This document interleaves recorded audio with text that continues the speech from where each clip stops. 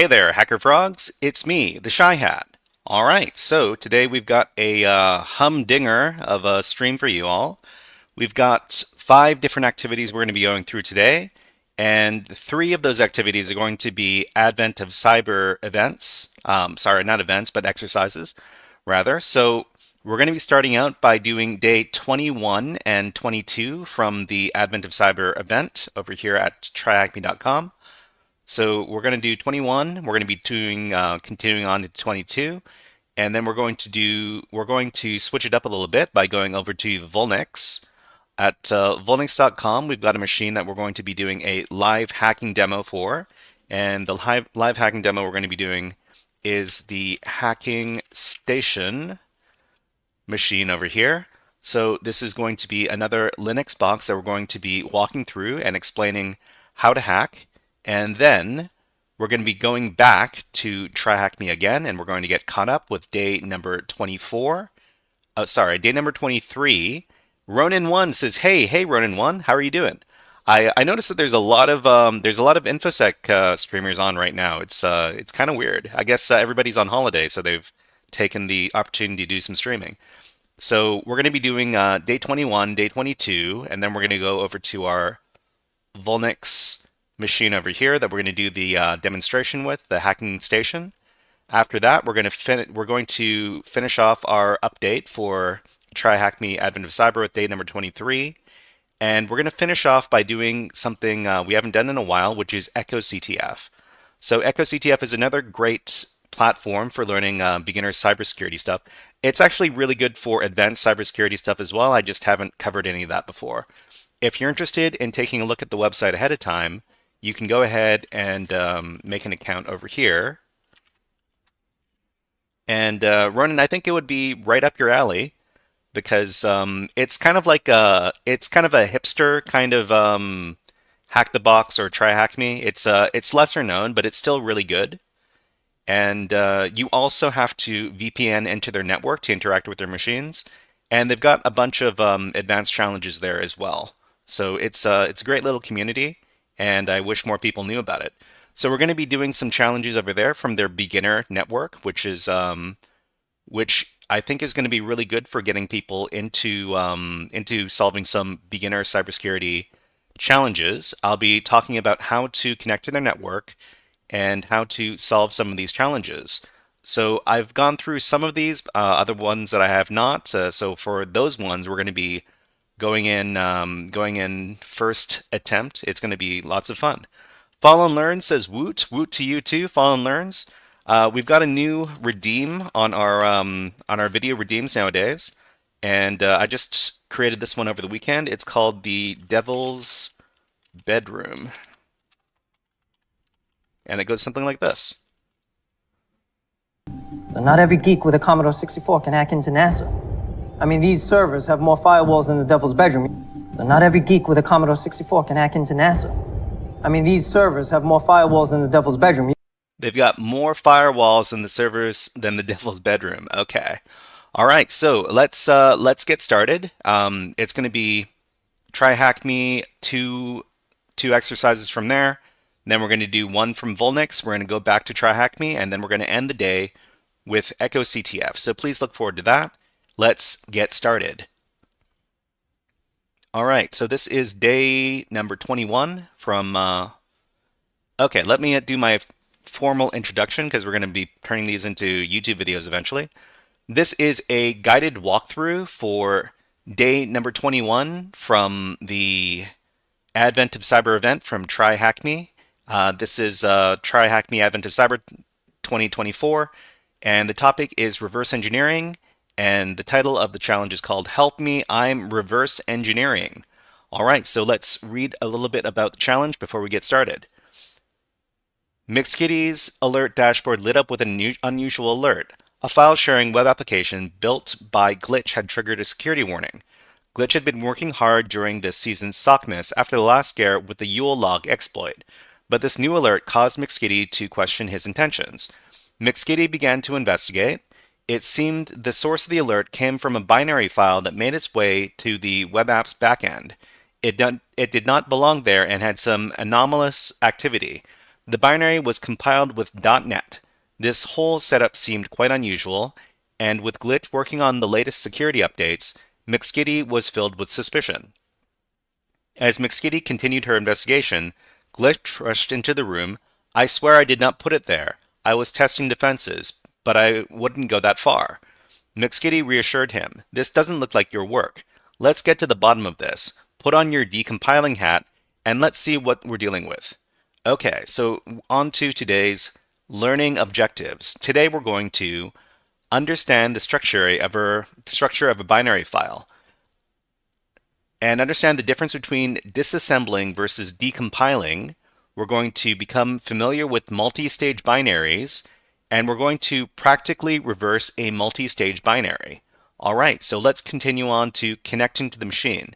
So before moving forward, we're just going to take a look at what we need to do to complete today's machine.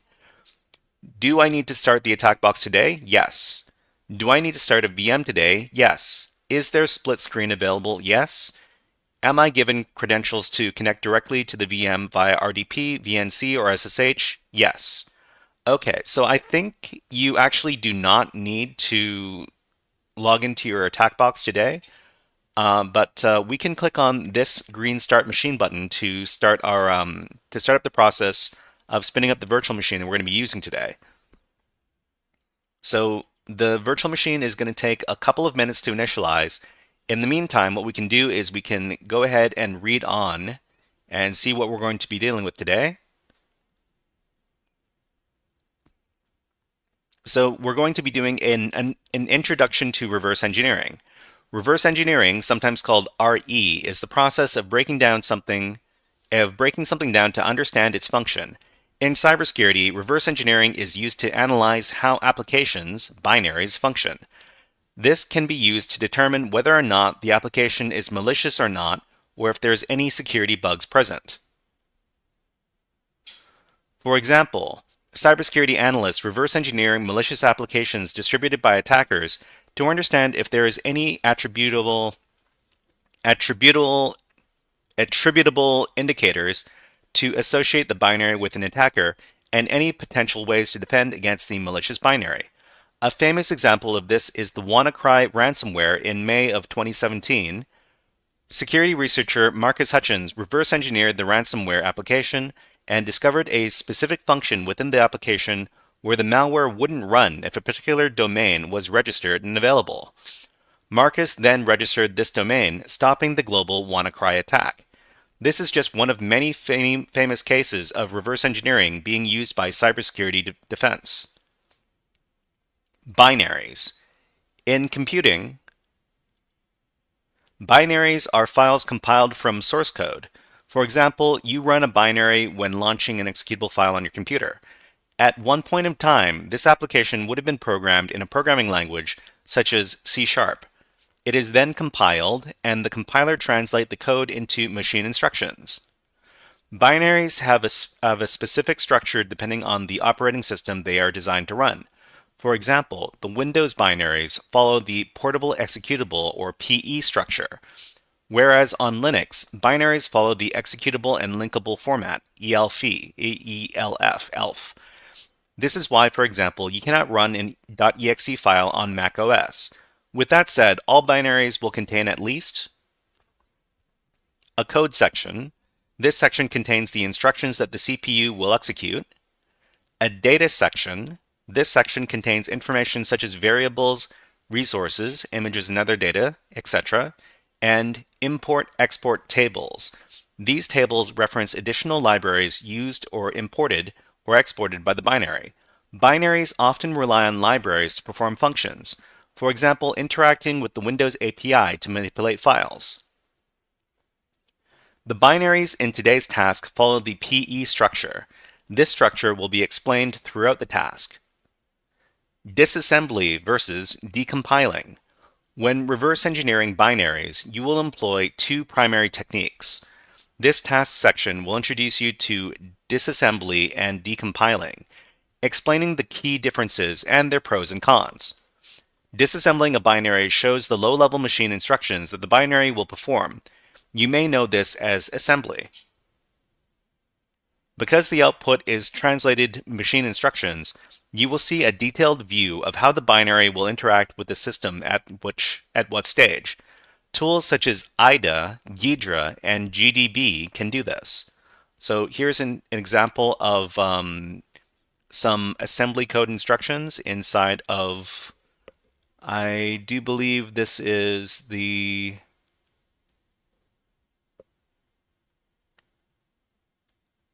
I'm not too sure what debugging software this is, but you can see here that there's a bunch of different assembly instructions over here, stuff like call, test, move, compare, and these are the instructions that are being executed by the binary. Okay. Decompiling, however, converts the binary into its high-level code. Ronin1 says, it looks like IDA. Well, that makes sense because I've never used IDA before, so I actually don't know what IDA looks like. So I guess it makes sense that I don't know what the interface looks like. Okay. Decompiling, however, converts the binary into its high-level code, such as C++, C#, etc., making it easier to read. However, this translation can often lose information, such as variable names. This method of reverse engineering a binary is useful if you want to get a high-level understanding of an application's flow. There are specific circumstances where you would choose one method over the other. For example, decompiling is sometimes a best guess based on the tooling you've used and does not provide the actual full source code. A table outlining the key differences between the two has been provided below. Okay, so readability in disassembly requires knowing assembly and low-level knowledge of computing concepts, whereas in decompiling, it requires familiarity with programming and logic. So the level of output for disassembly is translated outputs in the exact instructions that the machine will perform, but in decompiling, the translated output is a best guess. The output may not be accurate, and useful information such as variables, function names will likely to be lost. The difficulty, on the other hand, for disassembly is considered higher as machine instructions are translated into assembly, whereas decompiling, machine instructions are translated into high-level language, which makes them easier to understand if you're familiar with the language that the binary is written in. And lastly, usefulness. For disassembly, the entire behavior of the binary can be studied given enough time, whereas in decompiling, it's a quick way to understand some of the logic of the binary. So let's talk a little bit about multi-stage binaries. Recent trends in cybersecurity have seen the rise of attackers using what's known as multi-stage binaries in their campaigns, especially malware. These attacks involve using multiple binaries responsible for different actions rather than one performing the entire attack. Usually, an attack involving various binaries will look like the following. Stage 1, Dropper. This binary is usually a lightweight, basic binary responsible for actions such as enumerating the operating system to see if the payload will work. Once certain conditions are verified, the binary will download the second, much more malicious binary from the attacker's infrastructure. Stage 2, Payload. This binary is the meat and bones of the attack. For example, in the event of ransomware, this payload will encrypt and exfiltrate the data. Sophisticated attackers may further split actions of the actual chain, for example, lateral movement, into additional binaries. Using multiple stages helps evade detection and makes the analysis process more difficult. For example, a small, more harmless initial binary is likely to evade detection by email filtering rather than a fully fledged binary that performs malicious actions such as encryption. Additionally, splitting these functions into multiple stages gives the attacker much more control, that is, only downloading specific stages once conditions such as time have been met. The diagram below shows what an attack involving multiple stage binaries may look like. Okay, so we've got the first stage over here, where we might have a phishing email or a compromised site, which leads to these initial dropper files being placed on the victim's machine, such as a doc file, a PDF file, or an RTF file. And these files we're going to execute the second stage. And the second stage is going to be a JS file or a PS file, which is going to download something from the web and then download and execute either an exe file or a DLL file, which is the actual malware. So a lightweight first stage and a more heavy and meaty second stage. Jingle.net all the way. For today's task, we will be reverse engineering two .NET binaries using the decompiler ILSpy. You can follow the walkthrough below in reverse engineering using an example application named demo.exe. Then you will reverse an application on your own at the end of this task. Before analyzing our target, we need to learn and find a way to identify the original binary file, modify it, or use it as evidence. Also, it is a good practice to have a big picture of the file we are dealing with so that we can choose the proper tools we will need.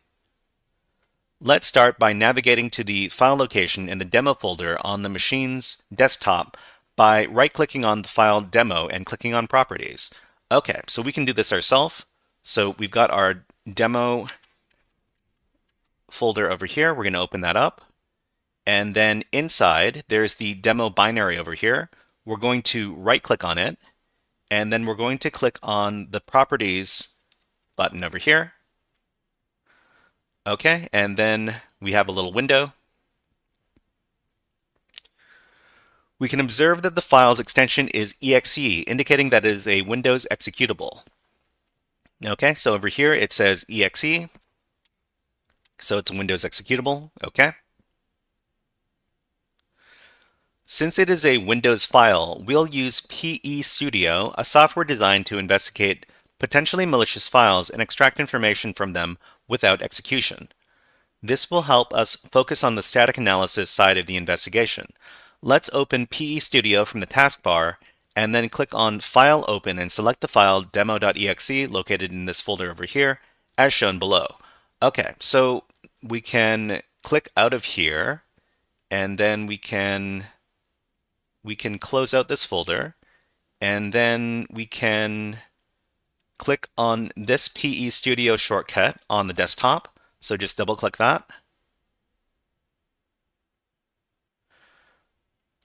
Okay, so I'm going to make this a little bit bigger for us. And then in Files, we're going to open the file, and we're going to open up Desktop, and then Demo, and then this demo file over here. Select it, and then click on the Open button over here. Okay, so we've got a bunch of different information here. As shown below, PE Studio will display information about the file, so let's start enumerating some of the most important aspects we can get from it. Using the left panel, we can navigate through different sections that will share different types of information about the file. In the general information output displayed when opening the file, we can see that the hash of the file in the form of SHA-256.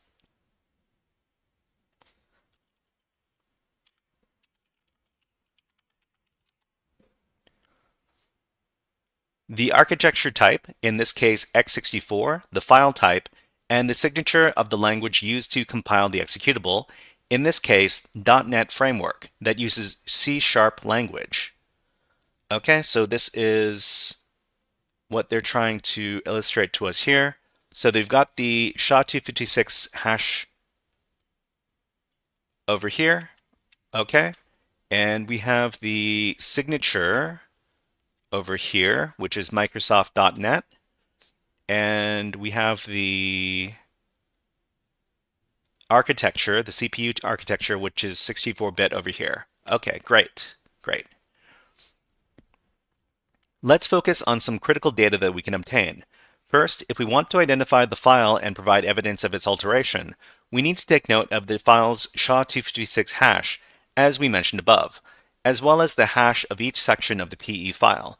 PE stands for Portable Executable, and it's the format in which Windows executables are arranged. You can learn more about it here, and they've got a little link.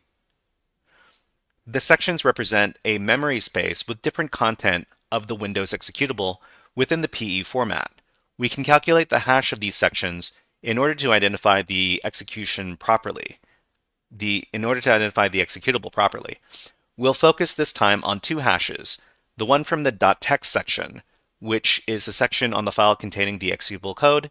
This section is often marked as read and executable, so it should not have any alterations when the file is being copied. We can observe them in the screenshot below.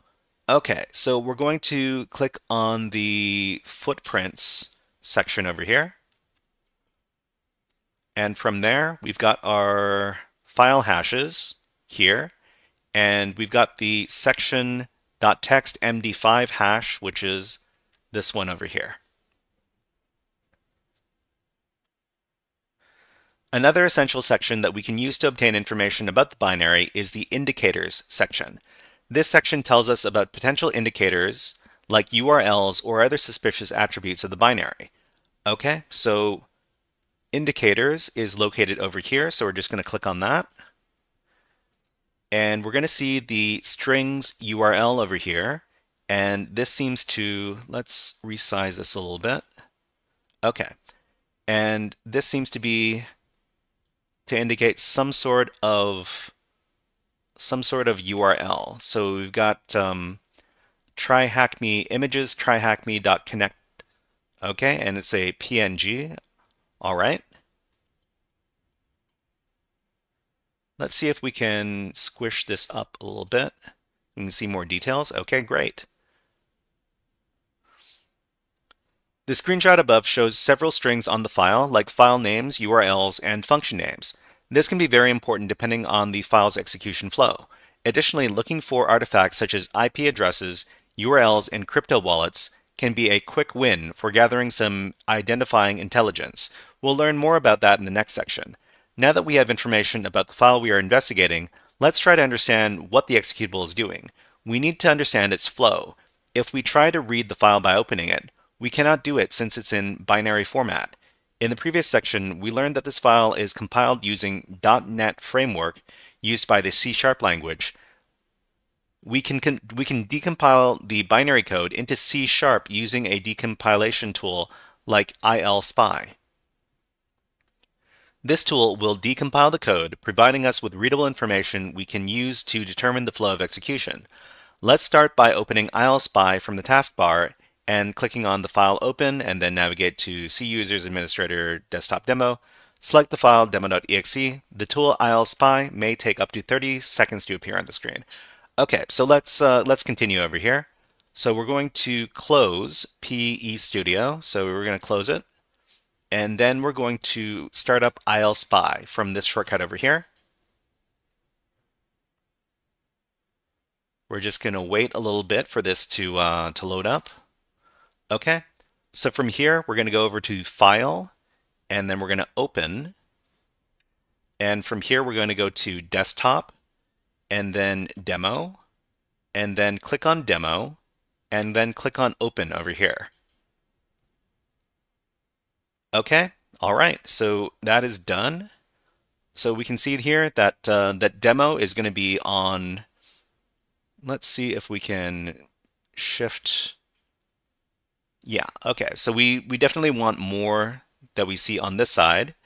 And so we can access the demo file from the sidebar over here. Just click on that and make sure it's highlighted. As we can observe some of the above, the left panel contains the libraries used by the framework, and the actual decompiled code is in the section with the file name demo. Let's click on it and expand it and see what it contains. Okay, so we can click on here to expand this demo, and then we see here metadata, references, and then a couple other things. And then we're going to click on the demo binary over here to expand this as well. And we see that there's a program in here. We can expand this. And we see a few more things over here. Base type, derived types, program, okay. And we're going to be exploring this program through these different nodes over here. As the screenshot above shows, ILSpy can provide much information, like the metadata and references. However, the actual show is displayed on the brackets symbols, and in this case under demo binary program main, which is actually the main function of the executable. Now that we have access to the code running on the binary, let's analyze it. Okay, so we need to click on this right here. So under all of this, so it's going to be demo, and then demo binary, and then program, and then click on main over here. So just click on that, and then this is the code that we're looking at here. So this is so we're going to be taking a look at the code in here because it's a little bit larger than the code in this window over here. Okay. So the above code displays the main function and its code. We can observe that first it prints the message to the screen, hello THM demo binary, using the console.writeLine method, okay, over here. And then it uses the sleep method to wait for 5 seconds, sleep 5,000. So these are milliseconds, so 5,000 milliseconds is 5 seconds.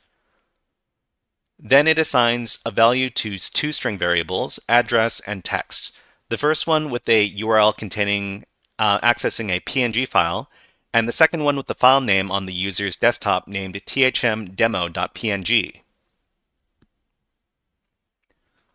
Okay, so string address, the address is equal to this URL over here, and then the text is going to be equal to thmdemo.png. Then we'll try to connect the URL on the address variable and save the content to a file on the desktop using the web client class.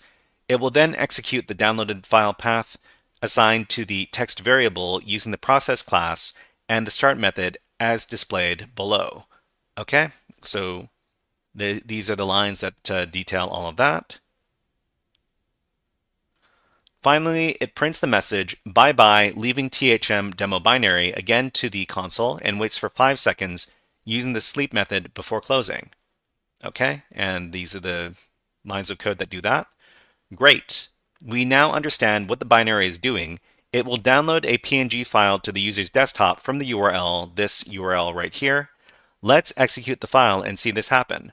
Once the binary starts, wait for the text, hello THM demo binary to appear, then press enter to download the file. Okay, so note we are only executing this binary because we are in a sandbox environment. Execution of an unknown binary on a host is not recommended. All right, so let's do exactly what they instruct over here. We're going to click on the we're going to double click on the demo binary here, and we should see hello THM demo binary, and then hit enter. And then it downloads the file, and then it shows us the PNG image over here. Okay. Cybernerd Dante says, Merry Christmas, Shyhat and friends. Hello, Cybernerd Dante. Nice to see you here. We've got a break going on right now. Let's see. So, ad break happening now. We'll talk after it's done. But, Merry Christmas at Cybernerd Dante.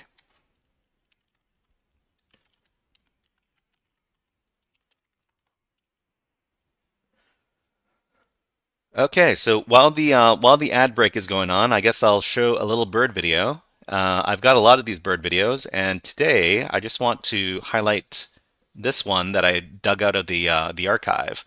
So this was from a snowy day. And so there are ads happening on Twitch right now, so I just want to take a little break while they're happening. So we've got this is a new bird. We haven't talked very much about this one. It's a bird I actually don't see very often unless it's wintertime, and this is the varied thrush. So it's kind of like it's a lot like a robin, like an American robin, but it's got some funny markings over here. Anyways, while the break is going on, I'm just going to take a little drink. So just a second while I have a little drink of water.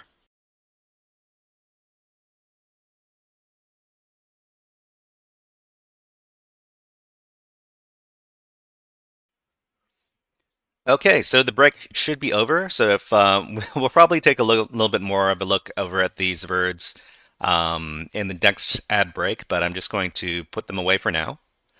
But Cyber Nernante, thank you very much for coming by and saying happy holidays, Merry Christmas, and yeah, it's happening. It's happening in just a couple of days. Cyberdente says, looks like Reese's Peanut Butter Cups, black and orange bird.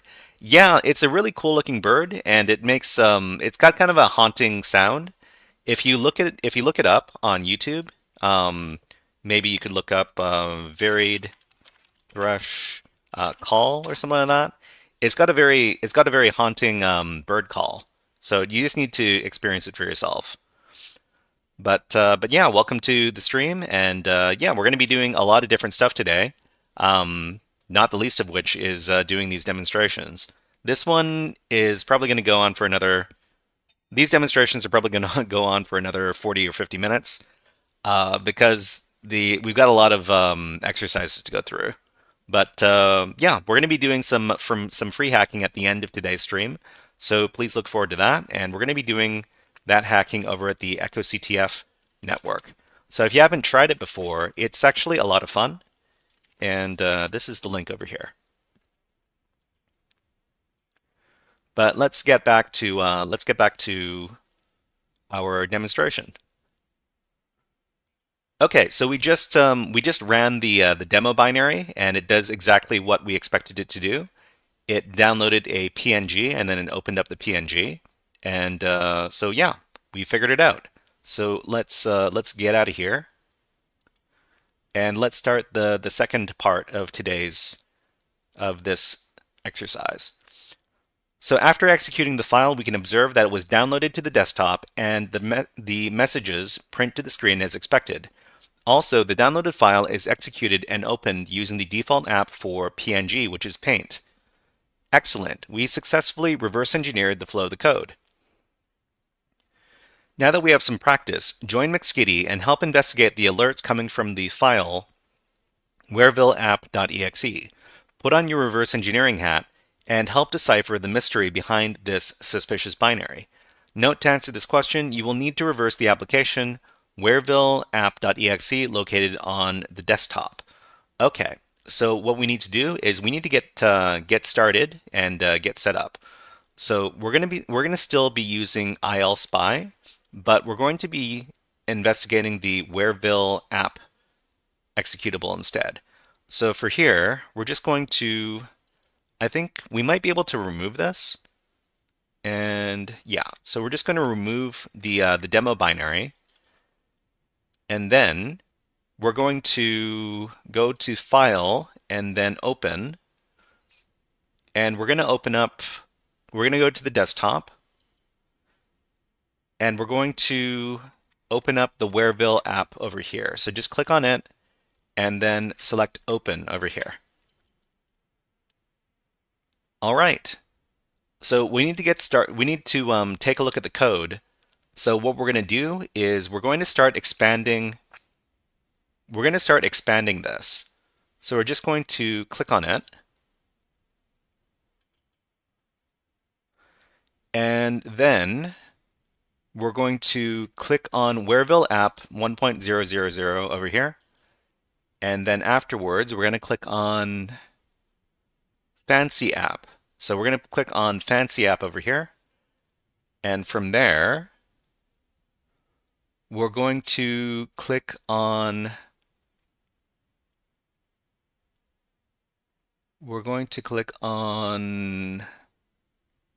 Program.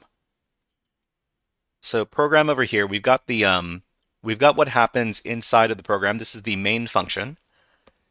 And let's see. So we've got the main function over here, and we can actually expand some stuff in here as well. So this is a fancy app.program, great. Okay. And application.run new form 1. So this is actually referring to some other code. So we're going to go back to form 1 in the side panel over here. And then we're going to click on form 1.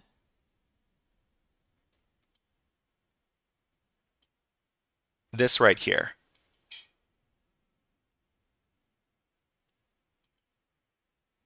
Okay. All right, so the first question we have to do is we need to answer this question. So what is the function name that downloads and executes files in the Wereville app.exe? So what we're going to do is we're just going to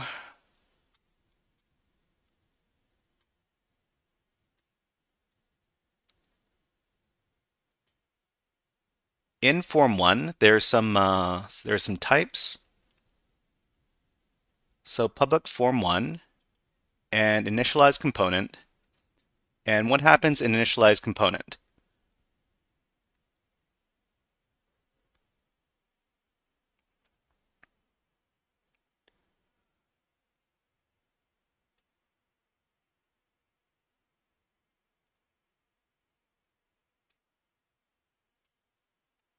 Let's see. So initialize component.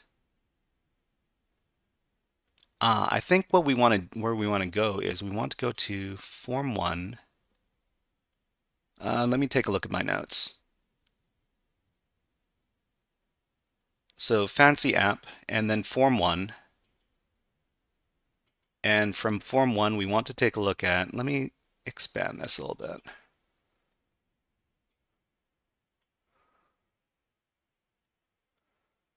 So there's a certain function in here called download and execute file. So this is where we would find the function name that downloads and executes files. So go ahead and click on that. And we can see here that inside of the code, they've got an address that leads to some sort of URL, and the URL is over here. And what it does is that it downloads a file. So web client, download file, address, and text. So what is the name of this function over here? It's called download and execute file. So we just need to click here and use that as the answer. So it's download and execute file. So click on submit. Okay, and the next question is, once you execute the Wereville app.exe, it downloads another binary to the downloads folder. What is the name of the binary? So we can see here that it downloads to the downloads folder. So the downloads folder is here, and the name of the file that's going to be downloaded is called explorer.exe. So we can see that over here. And we also see that the name of the file that's downloaded is also called explorer.exe from this mayerc2.thm. So that's the answer. It is explorer.exe. Click on submit. Okay. So what domain name is the one from where the file is downloaded after running wereville app.exe? So we can see here that there is an address, and the domain name for this address is mayerc2.thm. So we're going to use that as the answer. mayerc2.thm, and then click on submit. mayerc2 C2. I gotta spell that correctly. THM. Okay. Click on submit. All right. So the next question is, the stage 2 binary is executed automatically and creates a zip file comprising the victim's computer data. What is the name of the zip file? So the stage 2 binary is actually not downloaded yet. So we need to download this file and take a look at it manually. So what we're going to do is we're just going to grab this file address and we're going to copy it. And then we're going to start up our web browser in this computer. So in the computer here, we're going to search for Microsoft Edge. So just go into the search bar, type EDGE, and eventually this is going to show us Microsoft Edge. So we're just going to click on this afterwards, and that's going to start up the web browser. So after that, we can set this as the default. Sure, why not? And just click out of here.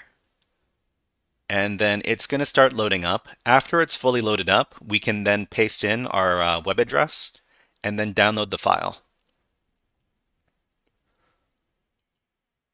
So maybe we don't need to wait for it. We're just going to click into the address bar and paste in the address. After that, hit enter, and that's going to download the file. So we just need to wait for that for just a second.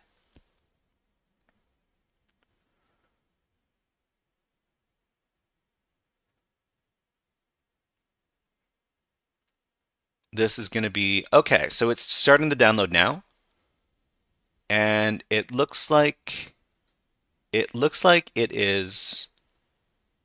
Is it finished? I can't tell. But anyways, what we can do is we can open up the downloads folder. Okay, it looks like it's finished now. We're going to open up the downloads folder by clicking on this button here, just to make sure that it is here. Okay, so this file is here. We're going to import it into ILSpy. So we're just going to close the window, and we're going to close the Edge window as well. And then we're going to go to in ILSpy. We're going to go over to File, and actually wait. Before that, we're going to close out everything in the previous file over here. We can actually remove this because we're not going to be doing any more analysis on it. So on Whereville app, we're going to click on it, and then we're going to right click. We're going to select remove. Okay, so after we've done that, we can go back up to file and then open. And we're going to go to our downloads directory. So we're going to go over to downloads, and then we're going to click on Explorer here, and then we're going to select open. Okay, so after that, what do we need to answer?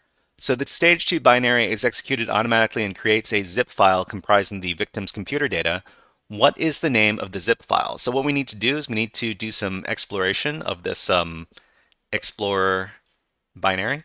So we're just going to click on the plus symbol in the Explorer here. And then we need to click on the file collector tab over here. And then we need to click on the program. And let me take a look at where we need to go to take a look at this. So we need to go to file collector main. Okay. So the main function is over here. Just click on that.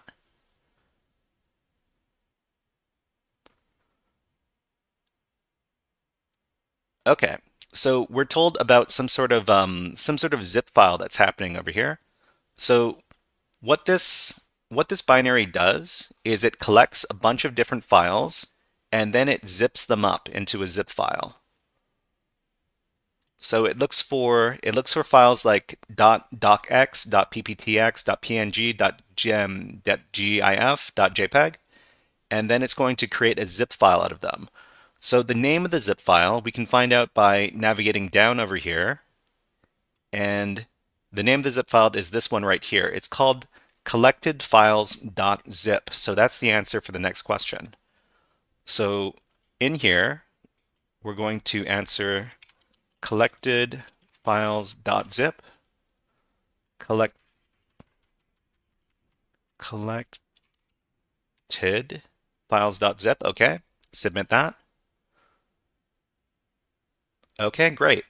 And the last question is, what is the name of the C2 server where the stage 2 binary tries to upload files?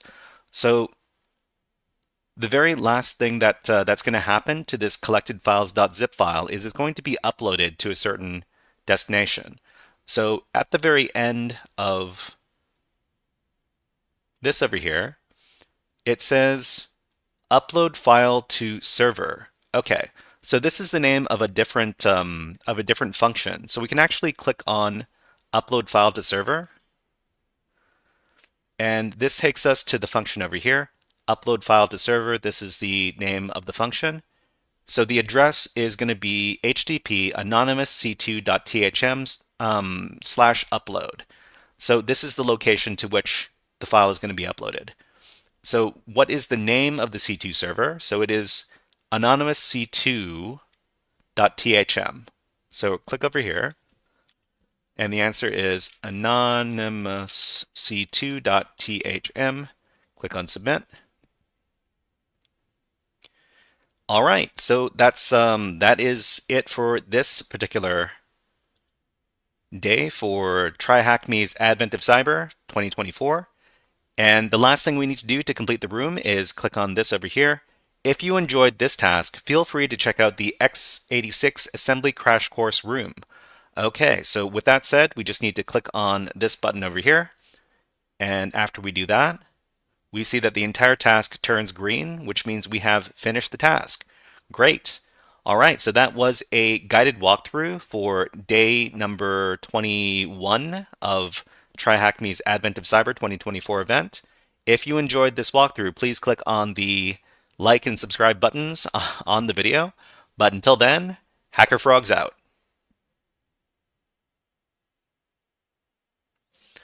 Okay, so we're just going to do a little bit of cleanup here before we jump into the last task.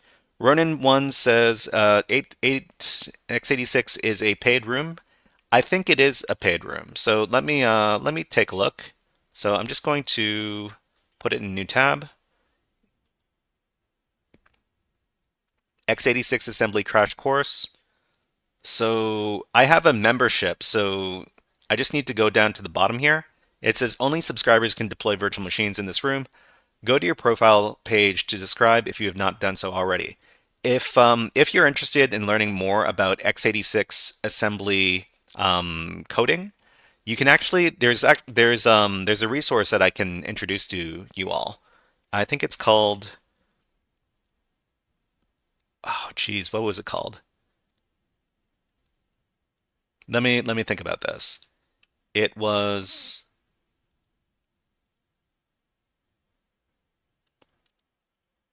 wait. Okay. I'm gonna go over to my Reddit and take a look because I could have sworn I put it over there.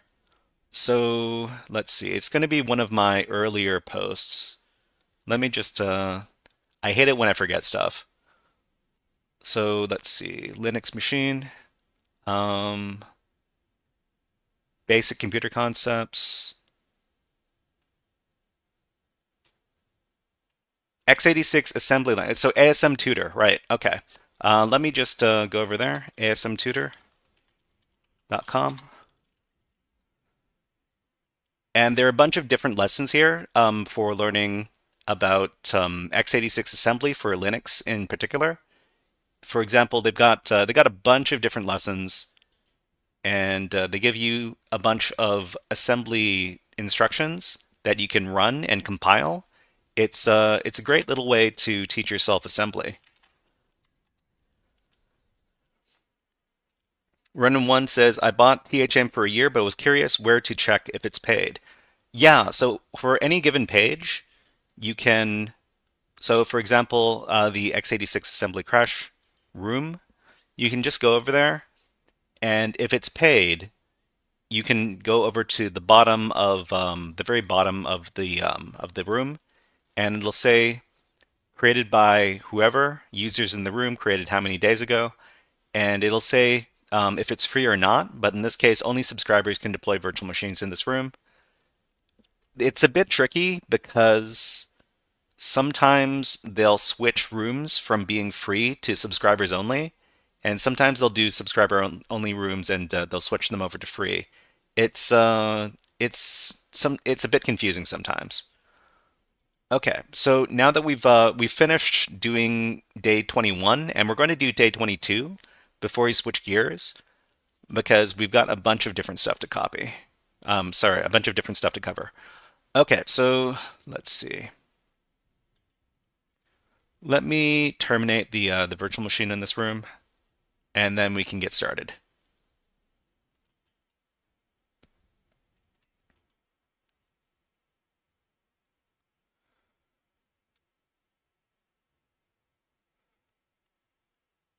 Just a second. It's going to take a little bit of time for the page to update.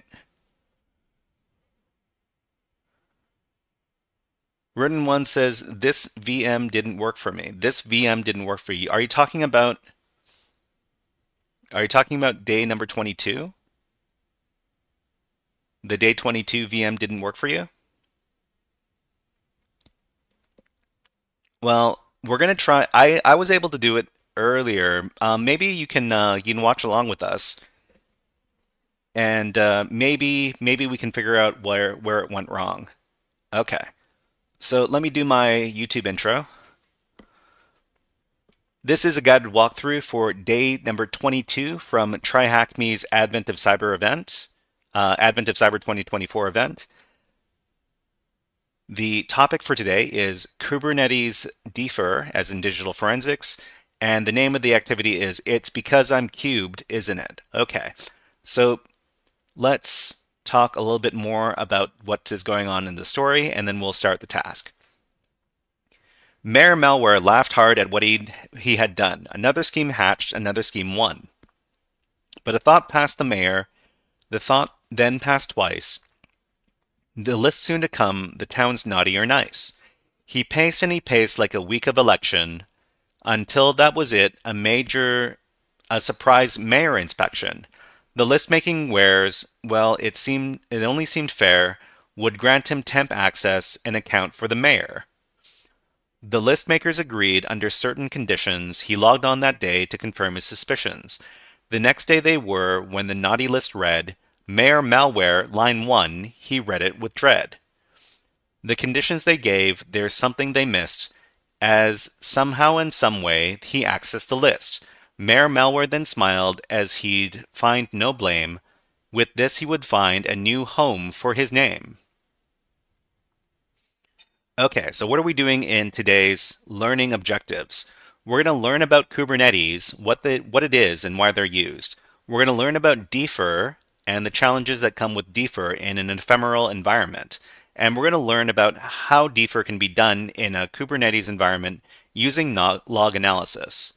So connecting to the machine, what do we need to do in today's task? Do we need to start up a VM today? Yes. Is there split screen available? Yes. So what we need to do to start today's activity is to click on the green Start Machine button over here. So once we do that, the machine is going to start up, but it's going to take a couple of minutes before the machine finishes initializing. So while the machine is initializing, we're going to go through a little bit of what we're going to be doing in today's task. So Kubernetes explained. Back in the day, it was very common for companies and organizations to use a monolithic architecture when building their applications. A monolithic architecture is an application built as a single unit, a single code base, and usually a single executable deployed as a single component. For many companies, this worked and still does to this day.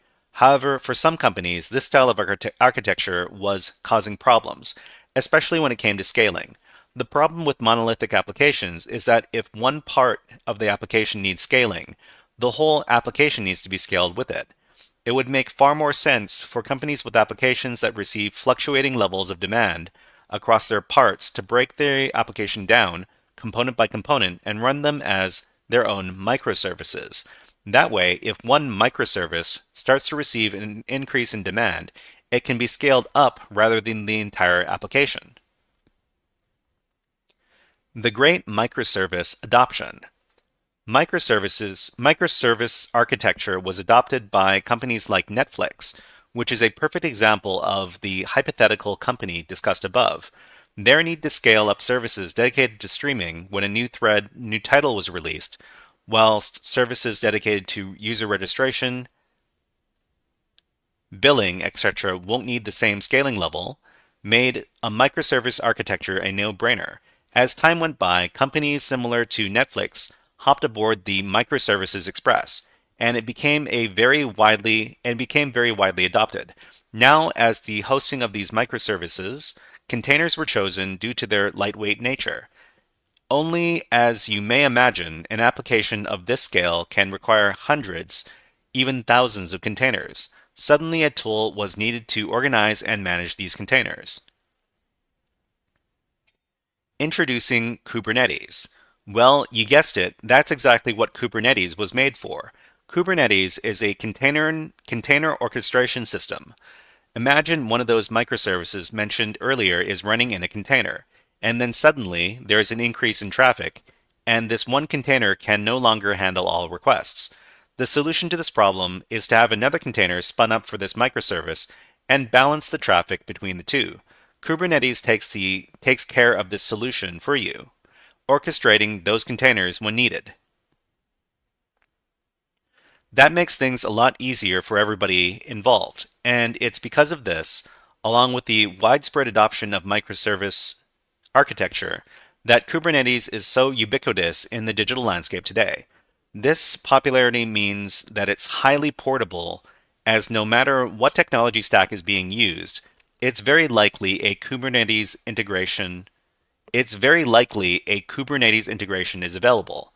This, along with the fact that it can help an application highly available and scalable, makes Kubernetes a no-brainer. In Kubernetes, containers run in pods. These pods run on nodes, and a collection of nodes make up a Kubernetes cluster. It is within a cluster that McSkitty and Co.'s investigation will occur today. If you're interested in learning more about Kubernetes, we have a range of rooms on the subject. A good place to start would be the Intro to Kubernetes room. Then, and there's plenty more where that came from with the Kubernetes hardening module. Amen, Amen says hi. Hello, Amen, Amen. How are you doing? Nice to see you on YouTube, and let's give you a fun little video redeem for joining the stream. This one is Hack the Planet.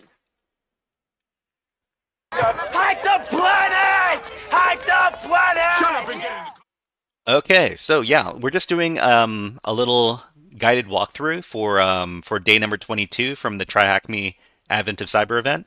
If you want to take part in the event yourself, you can go ahead and navigate to this link over here. There's going to be 24 different little cybersecurity challenges, and it's a lot of fun. You're going to learn a lot of stuff that you otherwise wouldn't have. Okay, so let's continue. So DFIR basics. So DFIR stands for Digital Forensics. Every cybersecurity professional has stumbled or will stumble upon DFIR at some point in their career. It's an acronym. In IT, we love our acronyms. That stands for Digital Forensics and Incident Response. These two investigative branches of cybersecurity come into play during a cybersecurity incident. A DFIR expert will likely be called to action as soon as an incident is ascertained and will be expected to perform actions that fall into one or both of the two disciplines. Digital forensics. Like any other forensics discipline, it aims to collect and analyze digital evidence of an incident. The artifacts collected from the affected systems are used to trace the chain of attack and uncover all facts that ultimately led to the incident. DFIR experts sometimes use the term post-mortem to indicate that their analysis starts after the incident has occurred and is performed in an already compromised system and networks. Incident response. While still relying on data analysis to investigate the incident, focus on responsive actions such as threat containment and system recovery. The incident responder will isolate infected machines, use the data collected during the analysis to identify the hole in the infrastructure's security and to close it, and then recover the affected systems to a clean, previous to compromised state.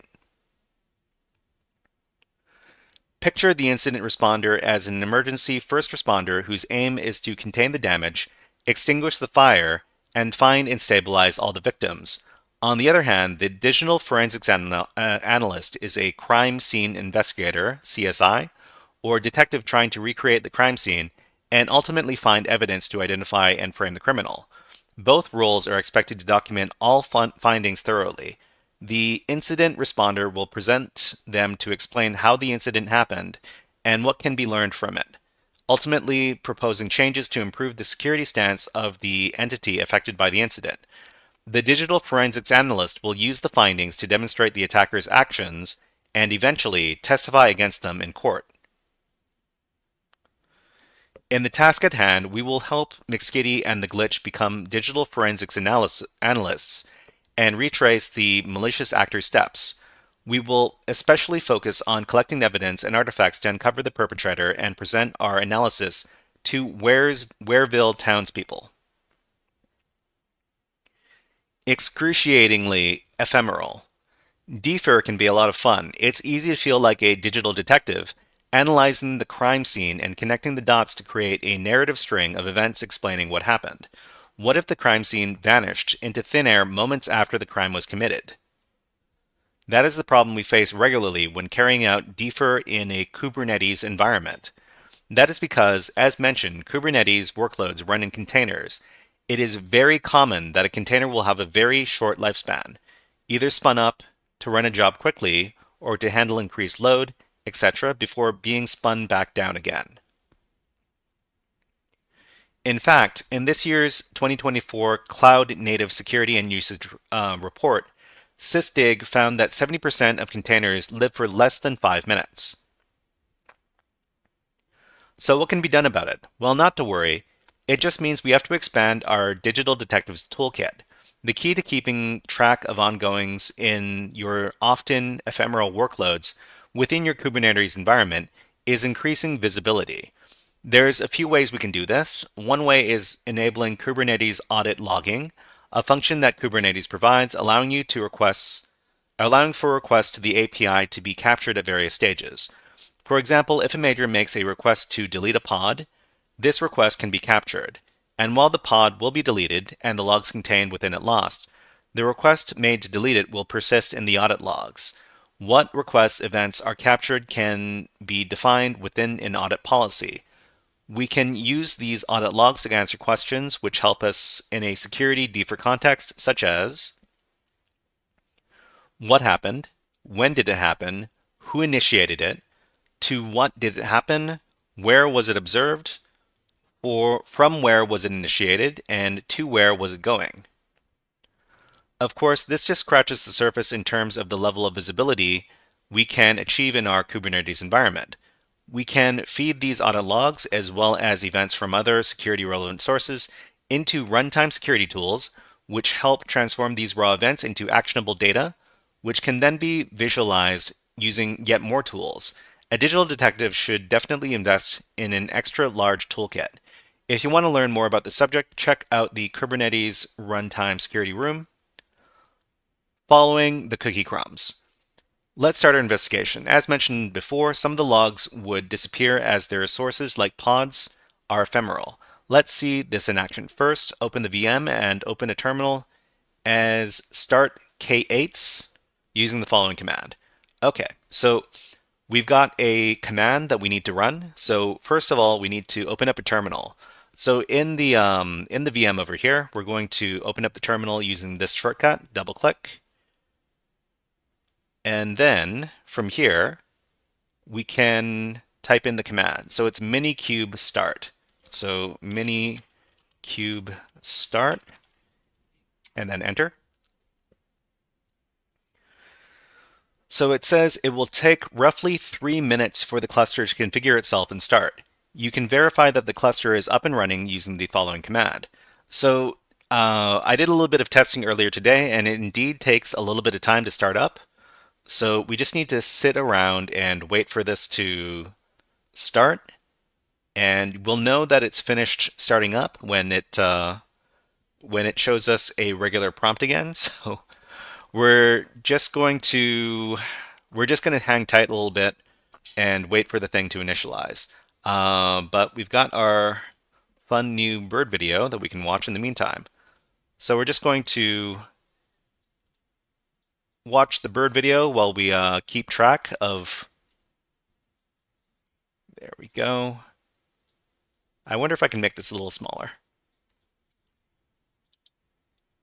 Okay. So anyway, we can we can keep track of the little bird video. We can watch the little bird video while we keep track of the Kubernetes container and what's going on over there.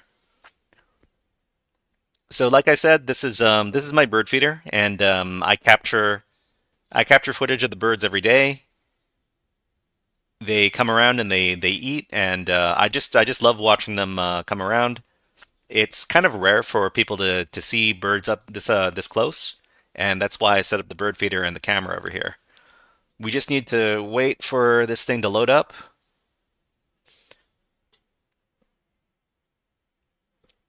If anybody has any questions about anything that we're talking about today or cybersecurity in general, I'll also take any questions you have about that while we're waiting for the thing to load up. Okay, that was not as long as I thought it would be. Okay, so we can put the birds away and we can continue on. Okay, let us continue. So let's see. You can verify that the cluster is up and running using the following command: kubectl get pods n whereville. Great. So I think we can copy this. I'm just going to try copying this and moving it over. It looks like we need to use the control panel. So we can use this control panel in the middle here, and then open up the clipboard. In the clipboard, we can paste in our command, and then use this button here to close the control bar. After that, we're going to paste in the command and then hit enter. Okay, so we've got a bunch of different Kubernetes pods. I think these are different containers. So this is morality checker, naughty or nice. There's a few different ones. They all show error for some reason. That's unfortunate.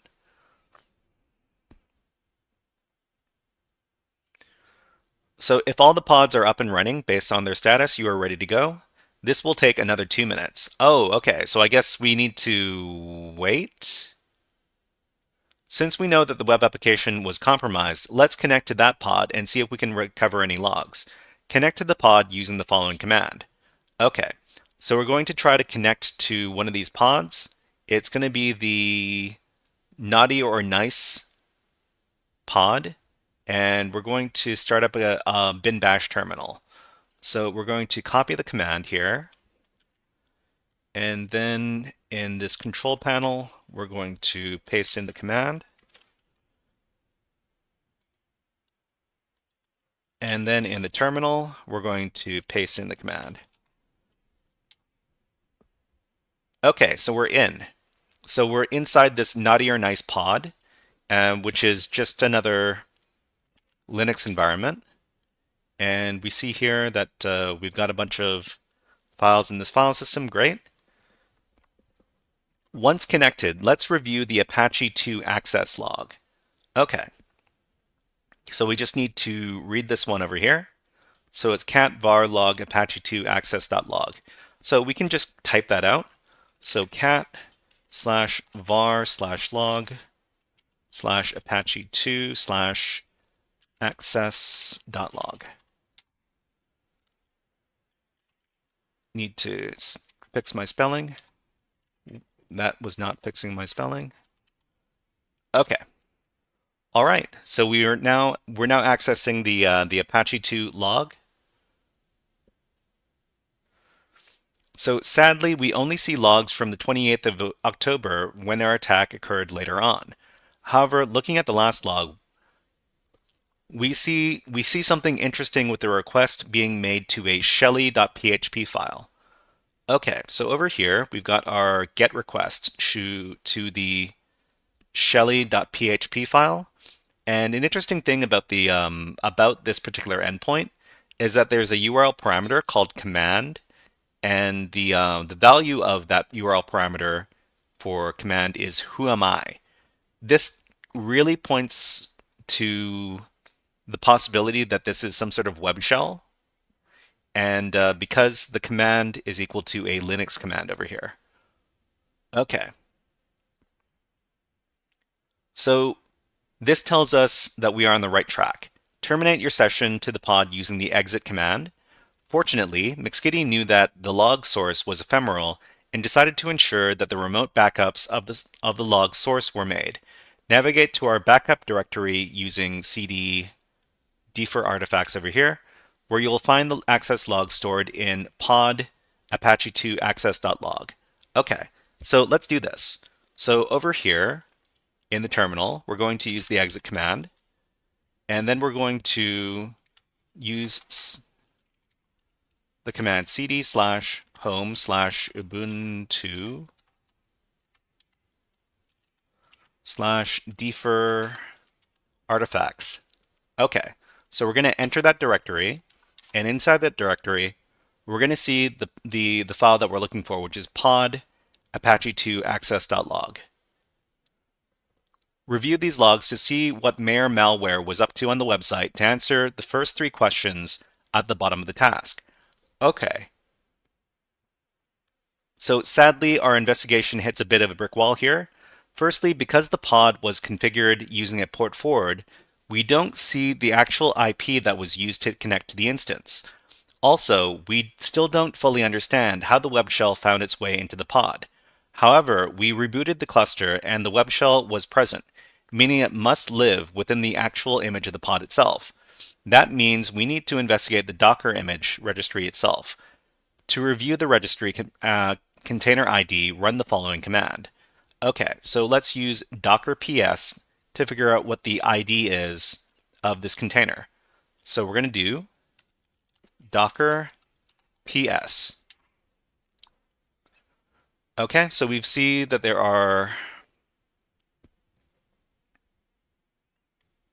This is the ID of our container over here, and unfortunately we can't see it very well because the... Okay, so this is the ID of the container that we need to take a look at today. I'm just going to copy this because we're going to be using this a little bit later. Now let's connect to the instance to see if we have any logs. So we're going to do docker exec and then the container name and then ls al var /log. Okay, so let's run this command. So it's going to be docker exec and then the container name, which we're going to paste in, which is this, and then ls space -al /var /log. Okay, then hit enter. So this is an empty directory. Great. So again, we hit a wall since we don't have any registry logs. Luckily, Docker itself would keep logs for us. Let's pull up these logs using the following. Okay, so it's going to be docker logs container name. Let's do that. So docker logs, and then paste in the container name over here, and then hit enter. Okay, so we've got all the logs over here.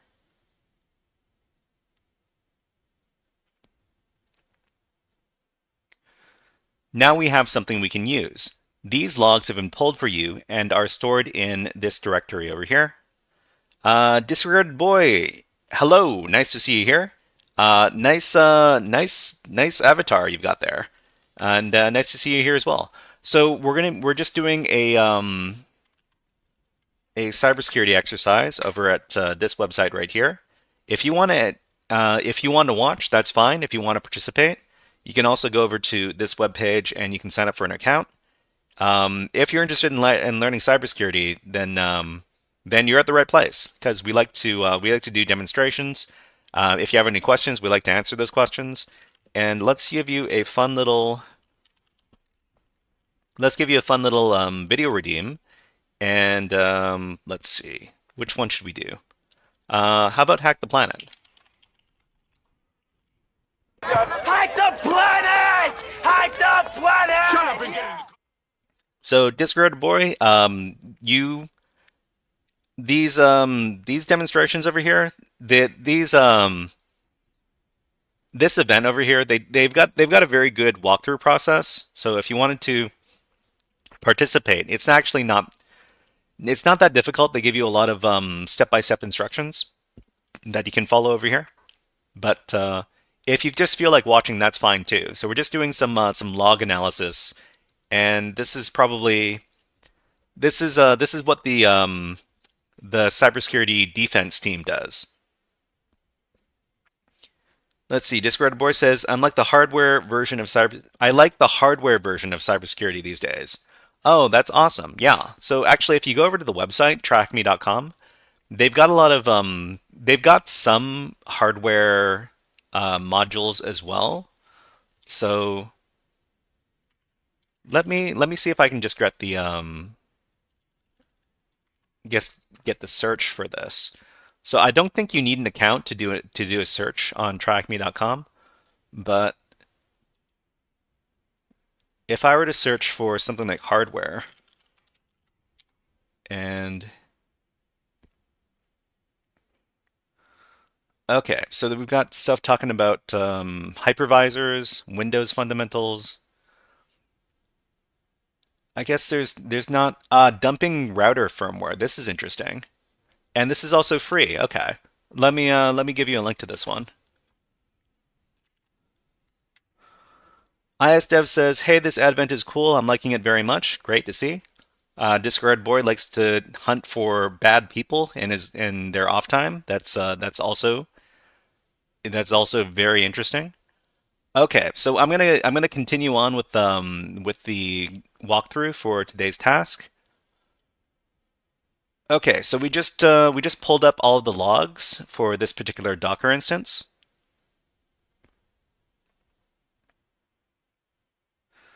So now we have something we can use. These logs that have been pulled for you and are stored in this directory over here. So let's start by seeing all the different connections we made to the registry by searching for the head HTTP request code and restricting it down to only the first item, which is the IP. So they've got this handy dandy little command over here. We can just copy it. And then, as usual, if we want to actually paste something into the attack box here, we need to paste it into the clipboard first. After that, close the clipboard and then paste into the terminal, hit enter. Okay, so we've got a bunch of different IP addresses over here. So we've got 3 different ones. So we've got 172, this one that starts with 172, this one that starts with 10, and we've got another one that starts with 172. I think it's the same one as the one above. Here we can see that most of the connections to our registry were made from the expected IP of 172.17. So this is what we expect for these logs. So the anomalous IP is this one over here. So this is an IP that is not known to us. Let's find all the requests made by this IP with this other command over here. So we're just going to look at the registry logs and we're going to grep for this particular IP address. So we're just going to copy it and then put it in our clipboard and then give this command. Okay, so we see a bunch of the commands, a bunch of the requests made by the IP over here. All right. So now we're getting somewhere. If we review the first few requests, we can see that several authentication attempts were made, but we can also see that the request to read the manifest from the wishlist web image succeeded, as the HTTP status code of 200 is returned for this log entry here. So the IP address made a GET request to this endpoint over here, wishlist web, manifest latest, and received a 200 code, which means it was successful. What we also notice is the user agent in the request is Docker, meaning that this was a request made through the Docker CLI to pull up the image. This is confirmed when we see several requests that then to download the image. From this we learn several things. The Docker CLI application was used to connect to the registry. Connections came from this IP address right here, which is unexpected since we only upload images from this IP address over here. The client was authenticated, which allowed the image to be pulled. This means that whoever made the request had access to credentials. If they had access to credentials to pull an image, the same credentials might have allowed them to also push a new image. We can verify this by narrowing our search to any patch HTTP methods. The patch method is used to update Docker images in the registry. So here we're going to see if there was any patch events in the logs made by this IP address right here. So we're just going to copy this to the clipboard and then run the command. Okay, so there are two events in the log where there was a patch command that went through successfully from the anomalous IP address. Where is that? Yeah, so the IP address is right here. Okay. So this is no good. It means that Mare malware could push a new version of our image. This would explain how the web shell made its way into the image, since Mare malware pulled the image, made malicious updates, then pushed this compromised image back to the registry. Use the information to answer questions 4 through 6 at the bottom of the task. Now that we know Mare malware had access to the credentials of the Docker registry, we need to learn how he could have gained access to them. We use these credentials in our Kubernetes cluster to read the image from the registry. So let's see what could have happened to disclose them. Okay, so it looks like the attack happened via an authenticated Docker registry push. Now it's time to return to our Kubernetes environment and determine how this was possible. McSkitty was made aware that Mare malware was given user access to the naughty or nice Kubernetes environment, but was assured by the DevSecOps team that he wouldn't have sufficient permissions to view secrets. The first thing we should do is make sure that this is the case. To do this, McSkitty decides to check what role was assigned to the Mare. First, she checks the role bindings, which is binding a role to a user. Okay, so this is, let's just type this in. So it's going to be kubectl get role bindings -n where vil, hit enter. Okay, so we've got job runner binding and we've got Mare user binding. And so the role is job runner and the second role is Mare user. Okay, great. So McSkitty then sees a role binding named after Mare malware and decides to take a closer look. Okay, so the next command is kubectl describe role binding Mare user binding -n whereville. Okay, so the name is Mare user binding, label is none, annotation's none. The role is a role, and the name is Mare user. The subject is Mare malware. Okay, well, I don't see very much. From the output, you should see that there's a role Mare user that is bound to the user Mare malware. McSkitty then checked this role to see what permissions it has, and therefore what permissions Mare malware had. Okay, so we're going to further take a look at the role of Mare user. So that's going to be kubectl describe role Mare user -n whereville. All right, so what can this person do? So they can, so names, verbs, they can pod exec, they can get a list, they can authorization to this particular role, get list describe, and then they can get list and watch. Discard boy, let's see, we've got our flag over here. This is when we talk about flags in cybersecurity, we're usually talking about exercises where the goal is to get a flag, and that's the flag emote. Thank you very much for using the flag emote. Let's do a little fun video redeem just because we haven't done one in a bit, and let's redeem. This is a new one, and it's actually from the Prison Break show. It's a pretty famous quote. This one is the Devil's Bedroom.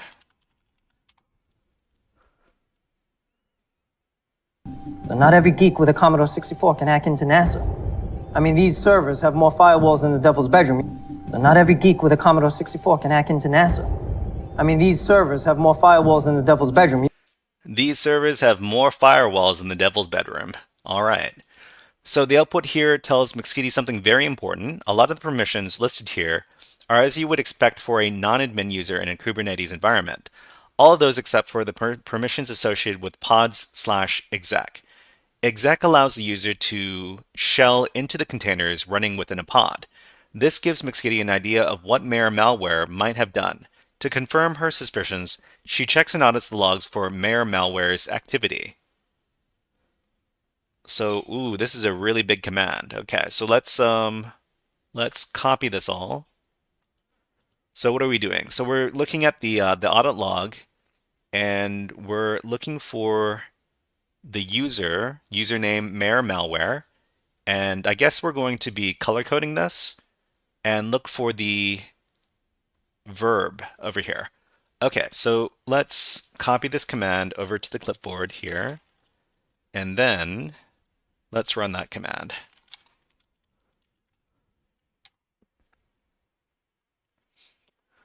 Okay, so verb create username malware, resource pods, all this stuff.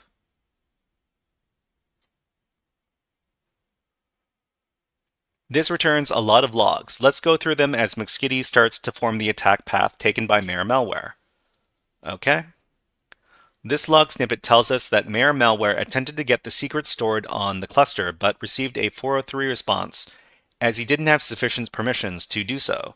So note a plural get command runs a list on the backend, and this is why it appears so in the logs. Next, we're going to take a look at the resources over here. Okay, so as usual, we're going to paste in the command.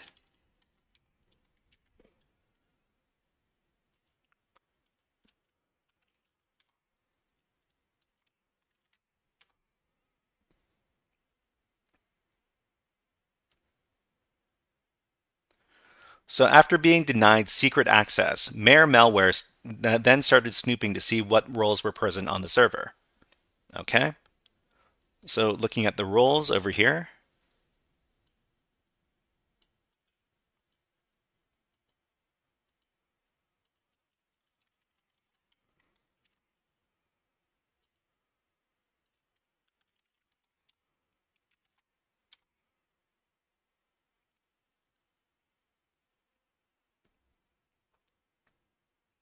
so whilst running the previous get roles command, malware will have found a role called job runner.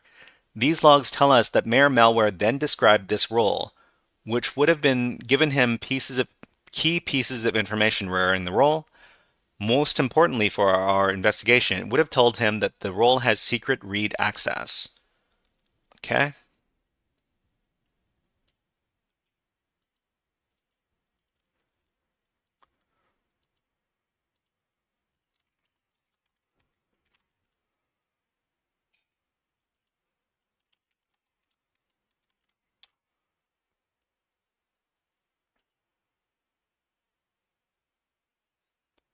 Now, knowing that this role can view secrets, malware tried to find its role binding to see what was using this role. Okay, so we're going to use the next command to describe the role binding.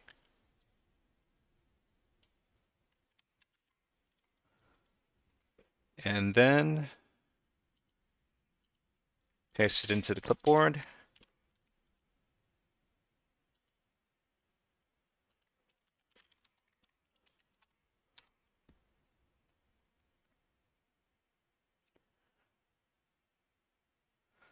So after seeing a role binding named job runner binding, malware described it and found that this role is bound to a service named job runner SA.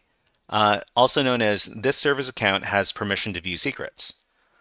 Okay, and in the next step, we're going to get the pods.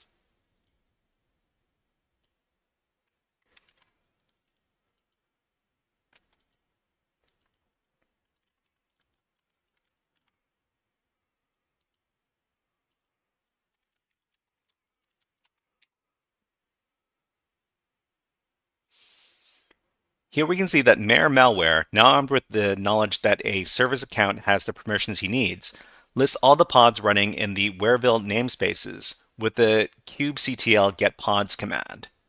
Okay. The next step is going to describe the pod.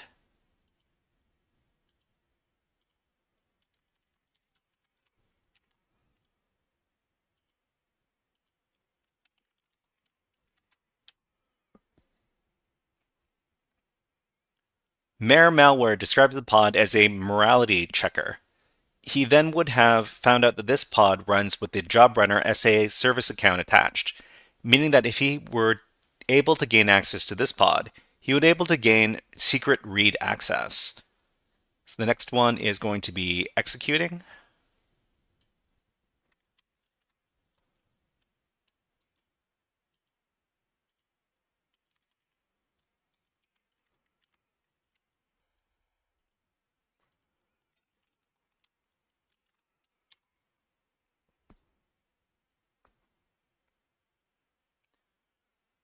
So as mentioned in the role discussion, exec is a permission usually not included in a non-admin role.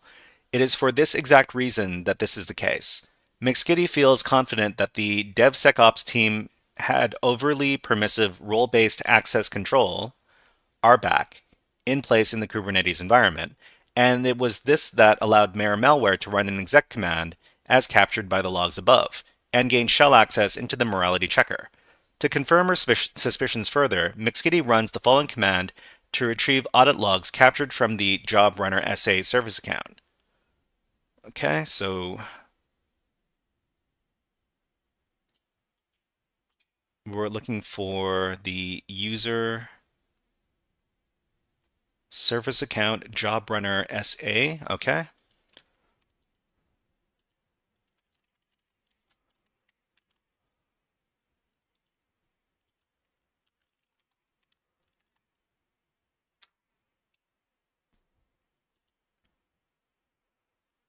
So here we can see a few commands being run. We can see Mayor Malware is able to now run get commands on secrets to list them, but most importantly, we can see that he has indeed been able to escalate his privileges and gain access to the pull creds secret using the JobRunner SA service account. Here is where we... Oh, this is really long. Okay, and what is happening here?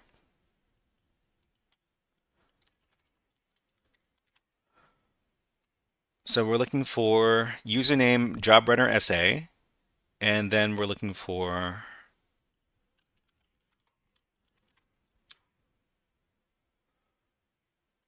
let me go back here.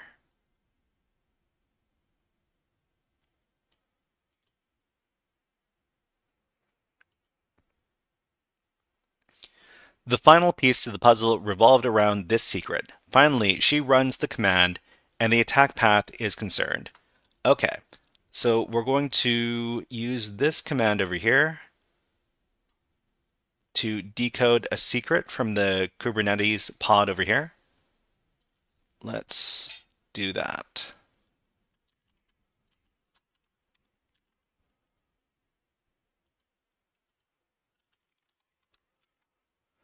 So Kubernetes get secret, pull creds on the Wareville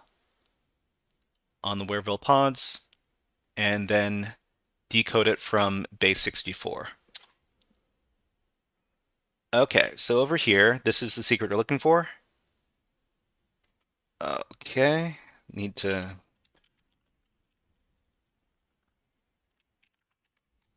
ban a user, just a second. Okay, so this is the secret. This is the secret that Mayor Malware accessed. So what we need to do is we're going to be using this as the answer to one of our questions, but let's get to that in just a second. Shaking her head, McSkitty then confirms the Docker registry pull password is the same as the push password. This means that after retrieving these credentials, Mayor Malware would have been able to make Docker registry push that we saw earlier and ensure that his malicious web shell was deployed into the Kubernetes environment and gain persistence. It is for this reason that push and pull credentials should be different. With that, the investigation is all tied up. The conclusion being that Mayor Malware most certainly belongs on the naughty list this year. Okay. ISDev says N is the namespace. Right, namespace, of course. I don't work with Kubernetes too often, but I was guessing that was the name of some sort of group. But yeah, that makes a lot of sense.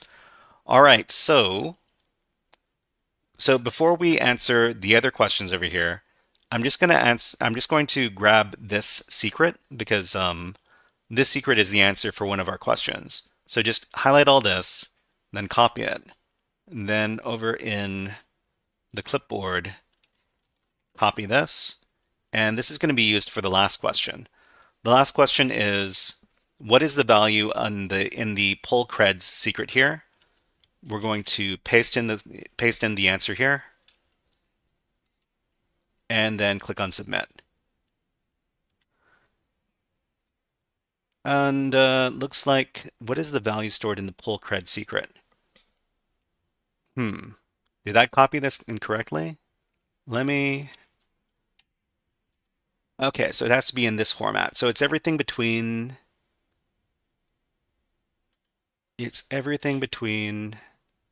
these.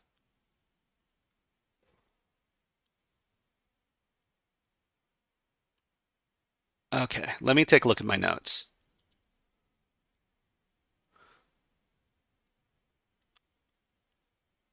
So it's going to be everything from, oh, it's everything. Okay, so it has to be everything from here until the very end.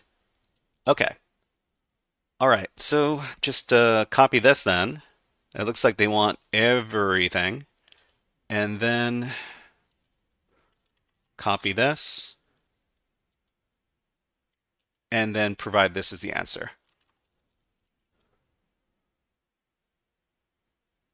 Okay, great. Okay, we're going to go back and answer the other questions to finish today's task. So answer the questions below. What is the name of the web shell that is used by Mare malware? So let's take a look at what command we need to do that. So we just need to take a look at the access log. So in the console here, we're just going to clear this, and then we're going to look at the access log. But before we look at the access log, we have to. Is the access log here? No. Okay. So we need to exec into the Kubernetes cluster first. So we're going to do that with this command over here. So we're just going to run this command so we can access that log.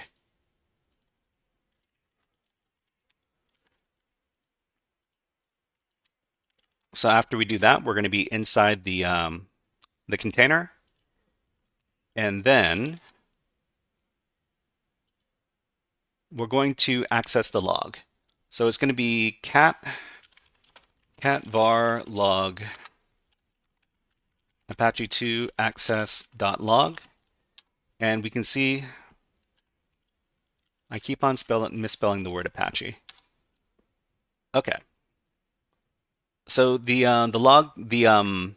web shell's name is shelly.php. So that's the answer for that question. So let's go over and answer the question. The answer is shelly.php. So pod Apache is so pod Apache. Let me find out if this is exactly the same. It might not be exactly the same file. So pod Apache 2. No, this is not exactly the same file, but you can get the answer from here as well. So you do see the shelly.php file here. But yeah, thank you for the advice, ISDev. Okay, so the next question is, what file did Mare malware read from the pod? So we're taking a look at the pod Apache one more time. And so it's this command right here, cat pod apache2 access log. And we see that the file that they accessed was this right here. So the command is going to be cat plus db.php. So that's the name of the file. So it's db.php, and then hit submit. Okay, that's the correct answer. And the next question is, what tool did Mare malware search for that could be used to create a remote connection from the pod. So this answer is only 2 letters long. So we can actually take a look in. So we're using the same command over here, and we're looking for some sort of 2-letter command.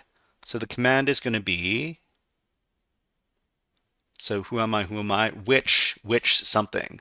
In this case, it's going to be which NC, which stands for netcat, and that's a tool that can be used to create a remote connection from the pod.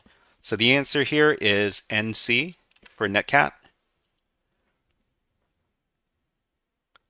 The next question is, what IP connected to the Docker registry that was unexpected? So the answer is, we can take a look at the Docker registry logs, and this was the command used to do that. Let me copy it over.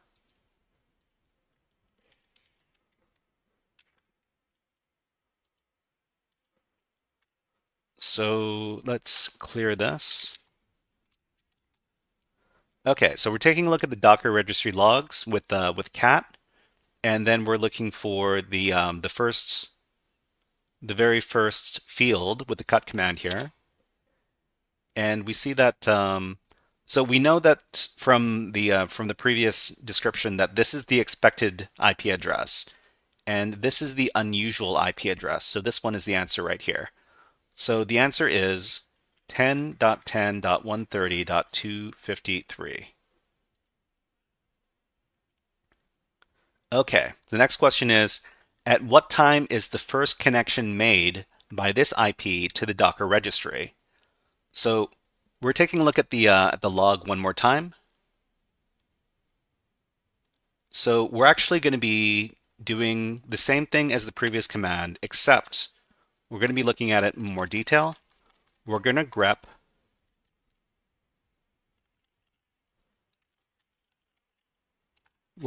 for the IP address, which is 10.10.130.253, and we're going to pipe that into the head command, which is only going to show us the first couple of lines from the output.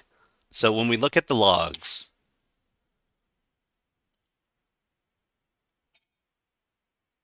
we're gonna see that the first time that this IP address connects is this time right here. So this is the time that we want. So we're just going to copy this and then put this in our clipboard and then paste this in. Click on submit.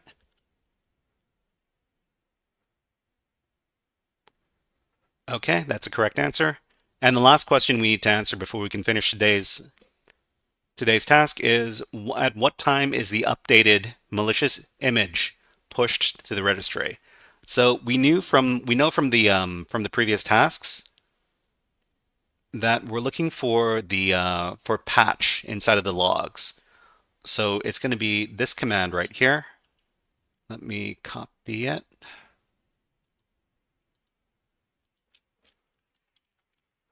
So we're looking at the registry logs, and we're looking for the anomalous IP address, and we're looking for the patch command. So let's scroll down, clear this, paste in, and we're looking for the last timestamp over here. So this is the timestamp over here.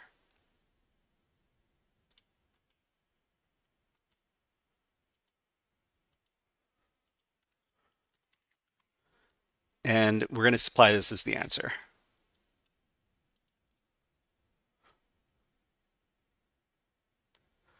Oh, okay. So, well, it's going to be either one of these two. So let's try copying this one instead.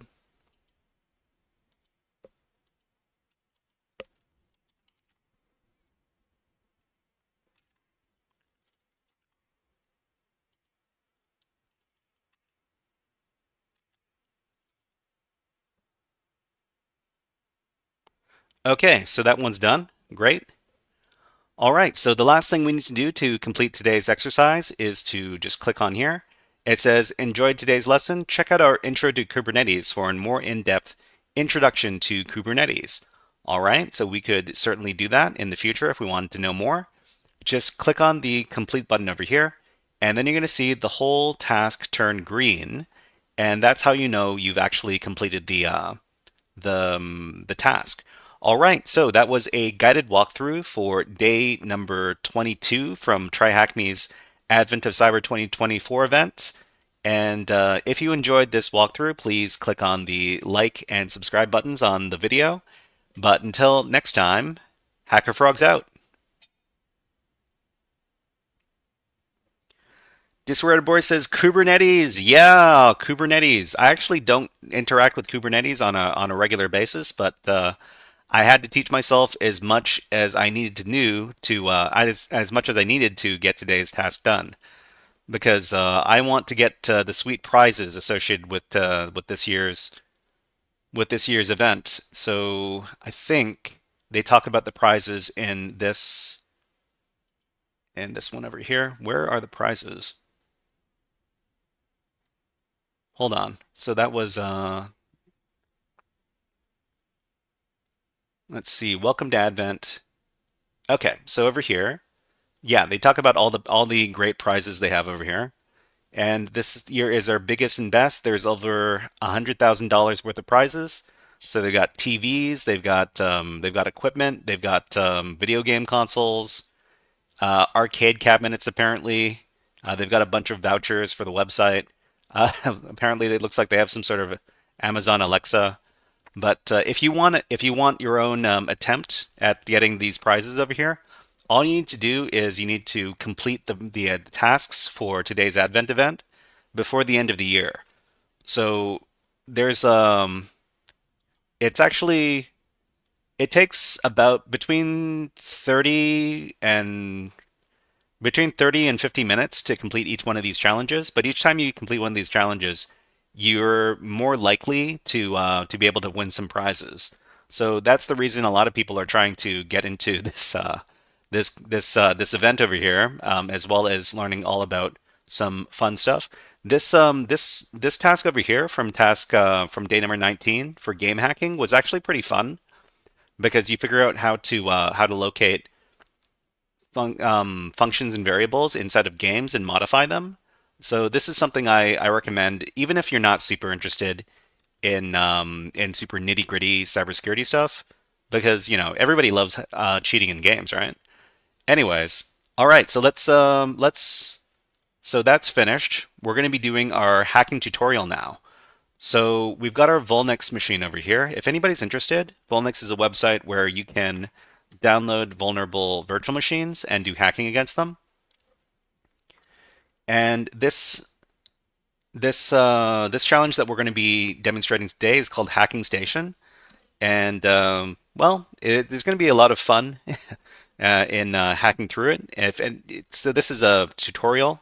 If anybody has any questions about what's happening while we're doing the hacking tutorial, please feel free to ask those questions because this is supposed to be educational and don't want anybody to feel left out while we're doing these demonstrations. So we're just starting up the virtual machine now. So like I said, these are challenges where you have to download and deploy virtual machines to your environment and then do your hacking against them. HackingStation, which is the name of the challenge, is going to be at IP address 10.0.2.85. So that's the IP address we're going to be doing when we're doing our security testing. So without further ado, let's get started. All right, this is a guided walkthrough for the VulNyx platform's HackingStation challenge, and let's get started.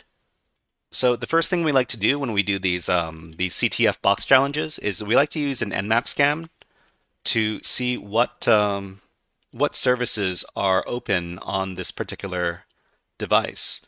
So the IP address is going to be 10.0.2.85. Let me adjust this. Okay. So we run Nmap with a bunch of different arguments to get some different results from the scan. So the scan is used to determine which ports and which services are open on the server. And we do that with the -p- argument here. To find out, to run the scan very quickly, we're going to use this argument here, -t4, which means that the scan is going to run very fast, but not too fast. We're going to get very verbose output via this argument here, -vv, which means that we're going to get output before the scan is finished, which means that we can start investigating stuff right away. We're going to run standard scripts on whatever services we find with -s and get version information from whatever services we find with -s_V. So let's run the scan. So we're going to see that only one port is available on this target. So the port in question is port 80, TCP, and it's running the HTTP service. The HTTP service is web pages without security. So the version with security is HTTPS, but this is the older version, which is just HTTP. It's running with Apache web server software with version 2.4.57. So we're going to be scanning against this particular port. All right, so let me take a look at my notes for just a second. Okay, so what we're going to do is we're going to manually investigate the website by going over to our web browser. And in our web browser, we're just going to type in HTTP and then the IP address.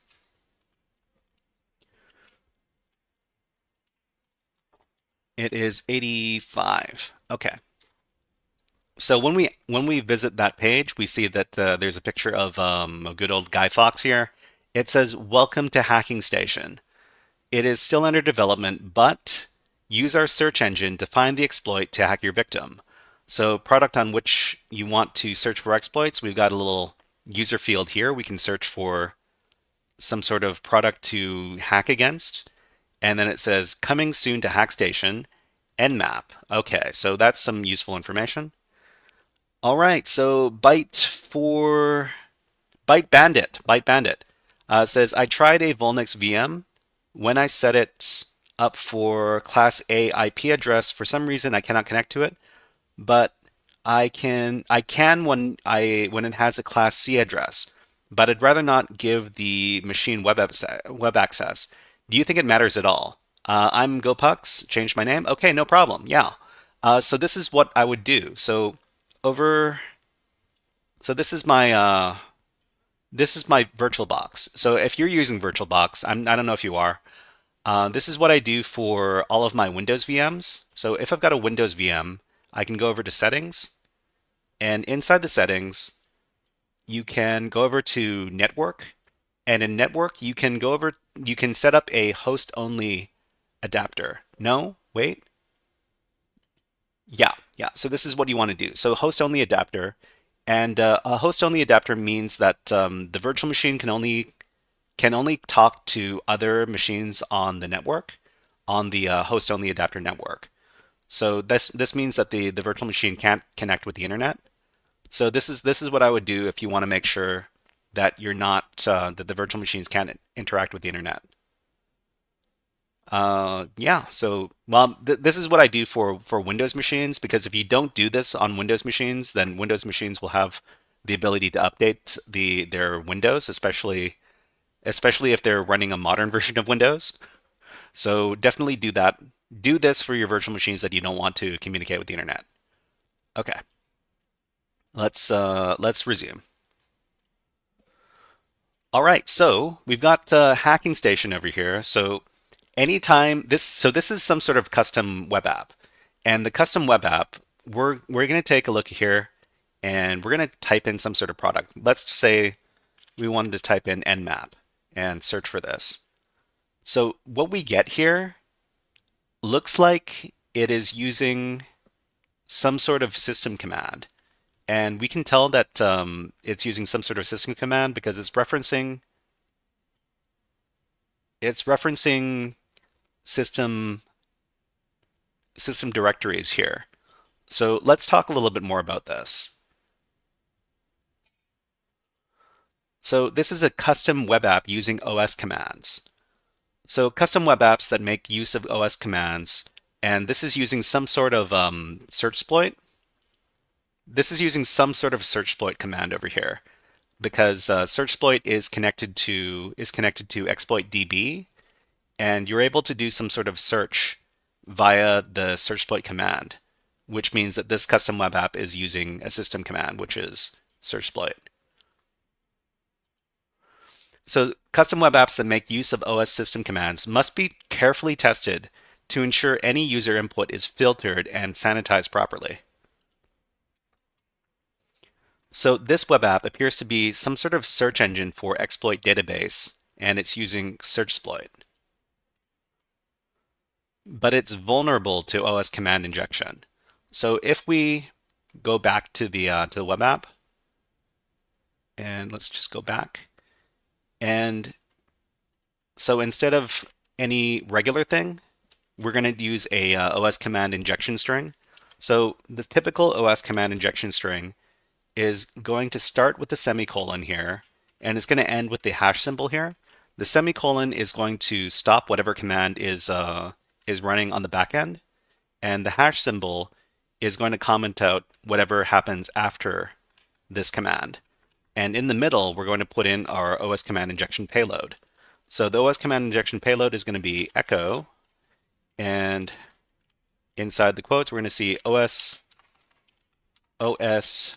command injection is here, exclamation point. Okay, so if we can run this command and we see this message, then that means we can run OS command injection on this particular web app. So we search, and then down at the bottom, so there's a lot of output here, but at the bottom we see OS command injection is here, which means that we were able to successfully run system commands via the web app, which is really bad.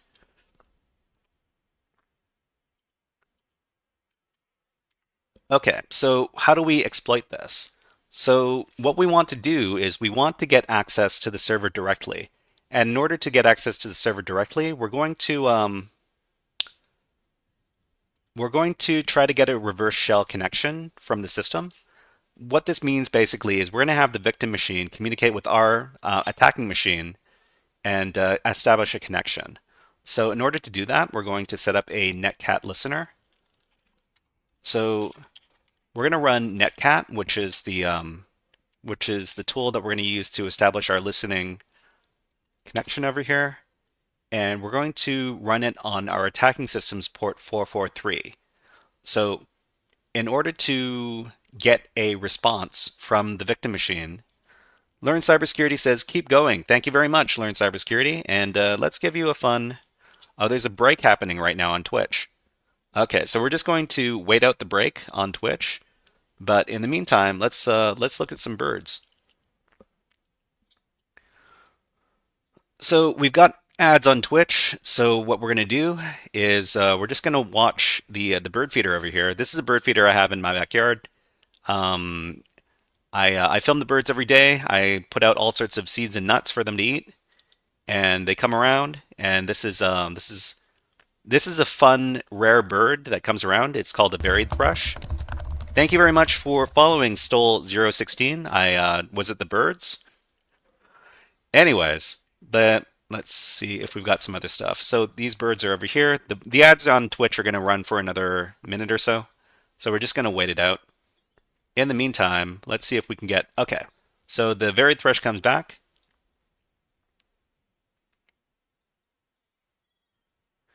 It's quite a bit bigger than the other little birds that are coming around.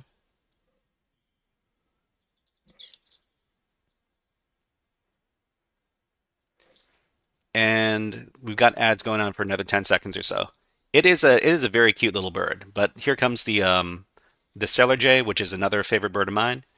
Okay, so the ads are going to end in just a bit. I'll just take away the birds, and let's continue on. Okay, so we've got our listening connection on port 443 on our attacker system. The other thing we need to do to get a reverse shell from the victim system is we should know the IP address of our attacking system. So in another tab, I'm just going to use the IPA command to find out what IP address our attacking system is using. So this is the ETH0 connection, and our internet address is going to be 10.02.22. We need to know this to set up a reverse shell.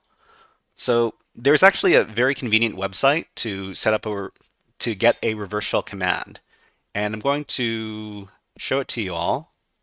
It's this one called revshell.com, revshells.com, I think. Yeah. So this is going to give us a dynamic reverse shell generated command. So we need to plug in our IP and our port. So I've got my IP here, I got my port here, and then we're going to select our OS. Our OS is Linux, so the server is using Linux, and I'm going to select this this busybox netcat command because this it seems to work for me quite a pretty good percentage of the time. So I'm just going to use busybox on the target machine to get me a reverse shell connection. So we're just going to copy the command. Then I'm going to paste it into my own terminal here so I can edit it a little bit. So I'm going to get a bash shell instead of an sh shell. We're going to copy the command. Then we're going to go over to the web app. And in the web app here, we're going to go back. So in the user field here, we're going to paste in our reverse shell command, but we're going to prepend it with this semicolon over here, which is going to let us run our own commands. And then after that, we're going to hit the search button here to execute the command. So when we hit the search button, we're going to see that the web page rather, is going to hang. So it's just going to keep on loading. It's not going to finish loading, and that's actually a good indication that we have a reverse shell connection from the target machine. We're going to minimize our web browser, and over at our listener here, we see that we got a connection to our machine from an unknown host, which is the victim machine's IP address on this port right here. If we ask who am I, it says we're the hacker user. That's interesting. But anyways, we've broken into the machine, which means that we have to do a little bit where we put on a voice changer and do the scary hacker voice.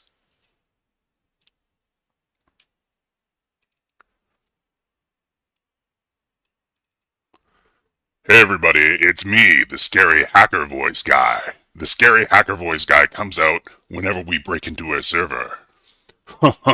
You think you are hackers because you put up some sort of hacking web app on your website.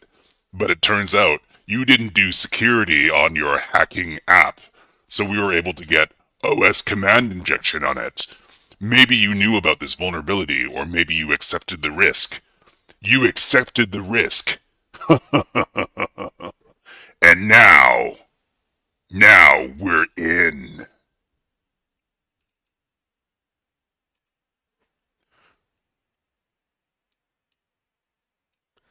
Okay, so that was Scary Hacker Voice Guy. All right. Now we're in, and so every time we break into a server, the first thing we want to do is we want to upgrade our shell a little bit. So the netcat shell is notoriously not very functional. So we don't have a prompt like we do over here. We can't do command history. We can't do tab autocomplete, and we can't do, and we also can't do terminal text editors. So we really want to upgrade ourselves. So the first thing we want to do to upgrade ourselves is we want to figure out which version of Python is on the system, because we can upgrade our shell partially using the Python program. So we're going to use the Python command, this one right here, import pty, which is going to import the pty module. pty.spawn, we're going to spawn our own terminal here, which is going to be a bin bash terminal. And now we got a prompt and we have partial upgrade. Okay. Let's see. ISDev says we're in. Let's go. Yeah, let's go. Okay. So we've partially upgraded our shell, and we're going to upgrade it the rest of the way by doing this. So we're going to do Control Z to background our process, and then on Kali Linux here, we're going to run stty-a to get some configuration. So we've got rows 27, columns 111. We're going to be using these variables to upgrade our shell. So after that, we're going to run this command here, stty raw -echo, and then we're going to foreground the process by using the command fg. So fg and then hit enter. After that, we're going to export shell equals bash, export term for terminal equals xterm dash 256 color, and then we're going to use stty to get our columns, our rows 27, our columns 111, and then we can clear, so we can do everything now. So we can do tab autocomplete, we can do command history by hitting up and down in our with our arrow keys, and we can do text editors, terminal text editors with Nano, for example. And now we have a fully upgraded shell. Great. Awesome. So now let's do our enumeration. So to enumerate the target, we're going to try to get what is called privilege escalation on the target. And privilege escalation means that we're going to try to upgrade the amount of access we have on the system. So one command we can use to do this is the sudo l command. So sudo is going to let us know, sudo l, this command is going to let us know what commands we can run with elevated access. And here it says, our user, which is called hacker, may run the following commands on HackingStation here. As root with no password, we can run the user bin nmap command. So we used nmap at the beginning of this engagement here, but what is nmap? Let's get a little bit more information about it.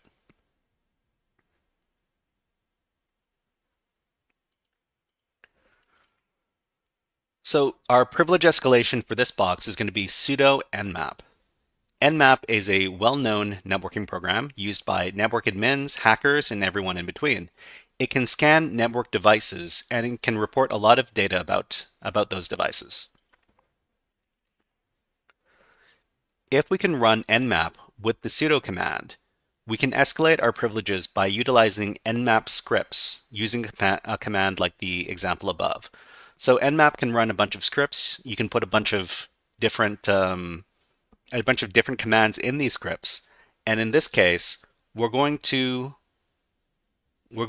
create a script that gives us shell access using nmap. And because we're running nmap with sudo, which runs as the root user, the shell that is opened up by the nmap command is going to be a root shell, which means we're going to have super user access. So let's run the command. So first of all, what we're going to do is we're going to create a variable called tf. So tf is going to be the result of this make temp command over here, and it basically makes a temporary file. After that, we're going to create the command that gives us shell access. So it's os execute bin. I'm going to do bin bash instead of bin sh because I like the bash shell a little more. And we're going to put that into the temporary file, which is $tf. After that, we're going to run sudo nmap, and we're going to use the script that we just created, which is the tf variable here. When we run the command, nmap is going to run as the root user and execute the script, which is going to give us a shell And because the shell is run with sudo, it's going to be a root shell. We run the command, and it says we are root at HackingStation. So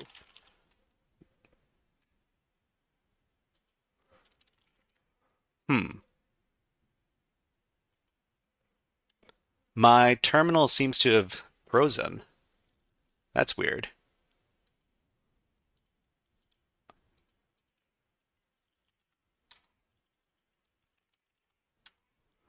Huh, that's weird.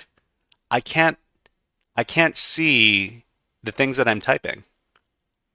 So if I type ls, I can't see what I'm typing here. Oh, that's weird.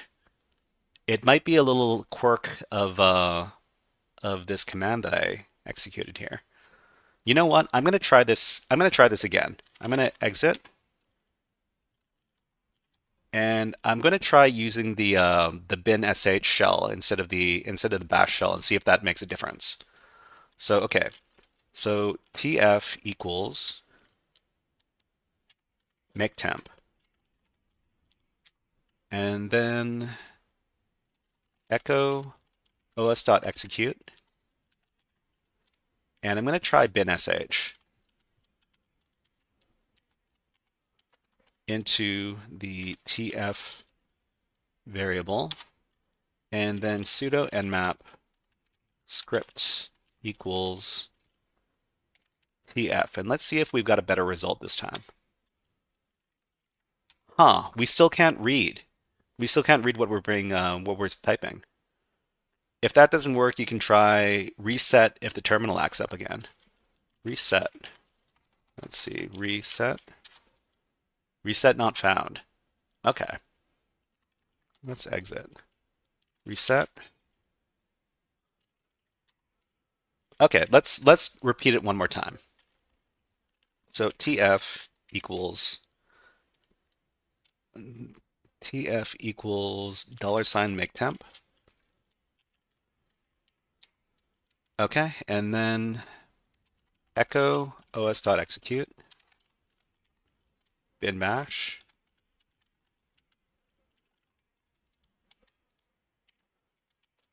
into the tf variable, and then sudo nmap script equals tf.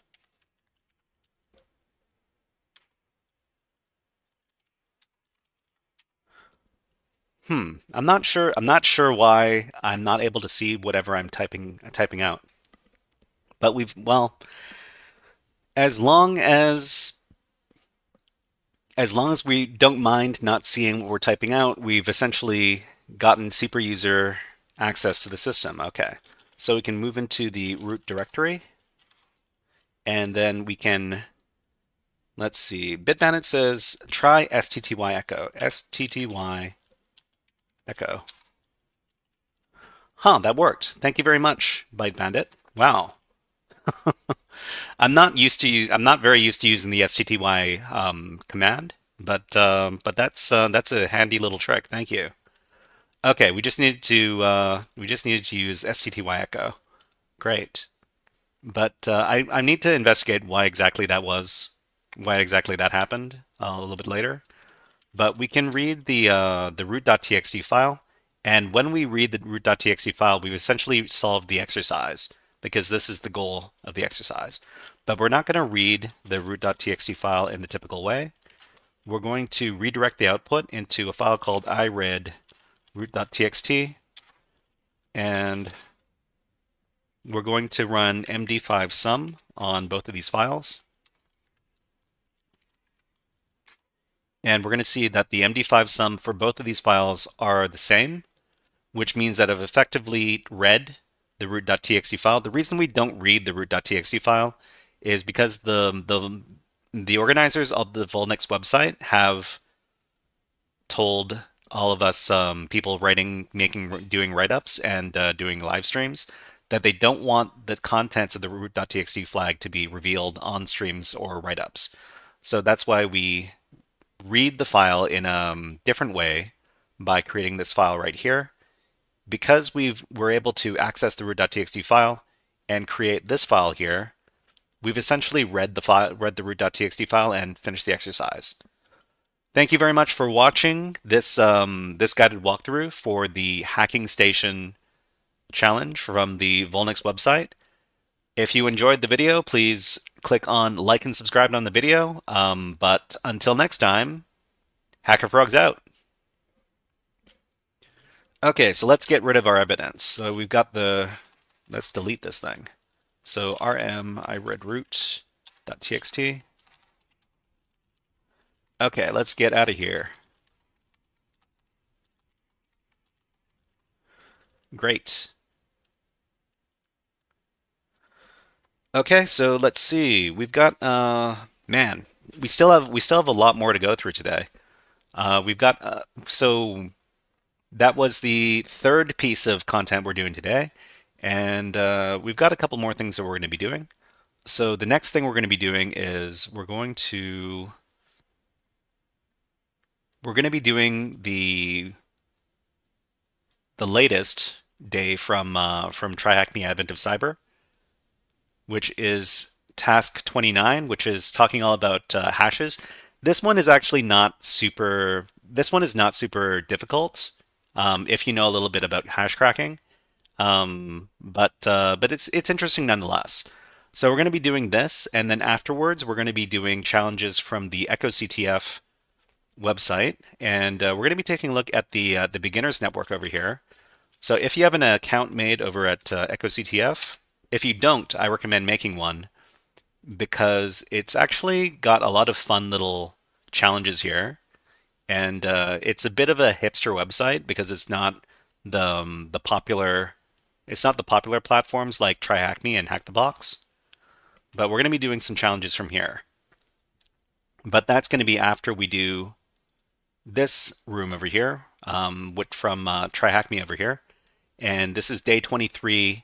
This is the second to last day. Tomorrow's going to be the last day, and yeah, we're going to be doing a lot more fun stuff after the Advent of Cyber event is over.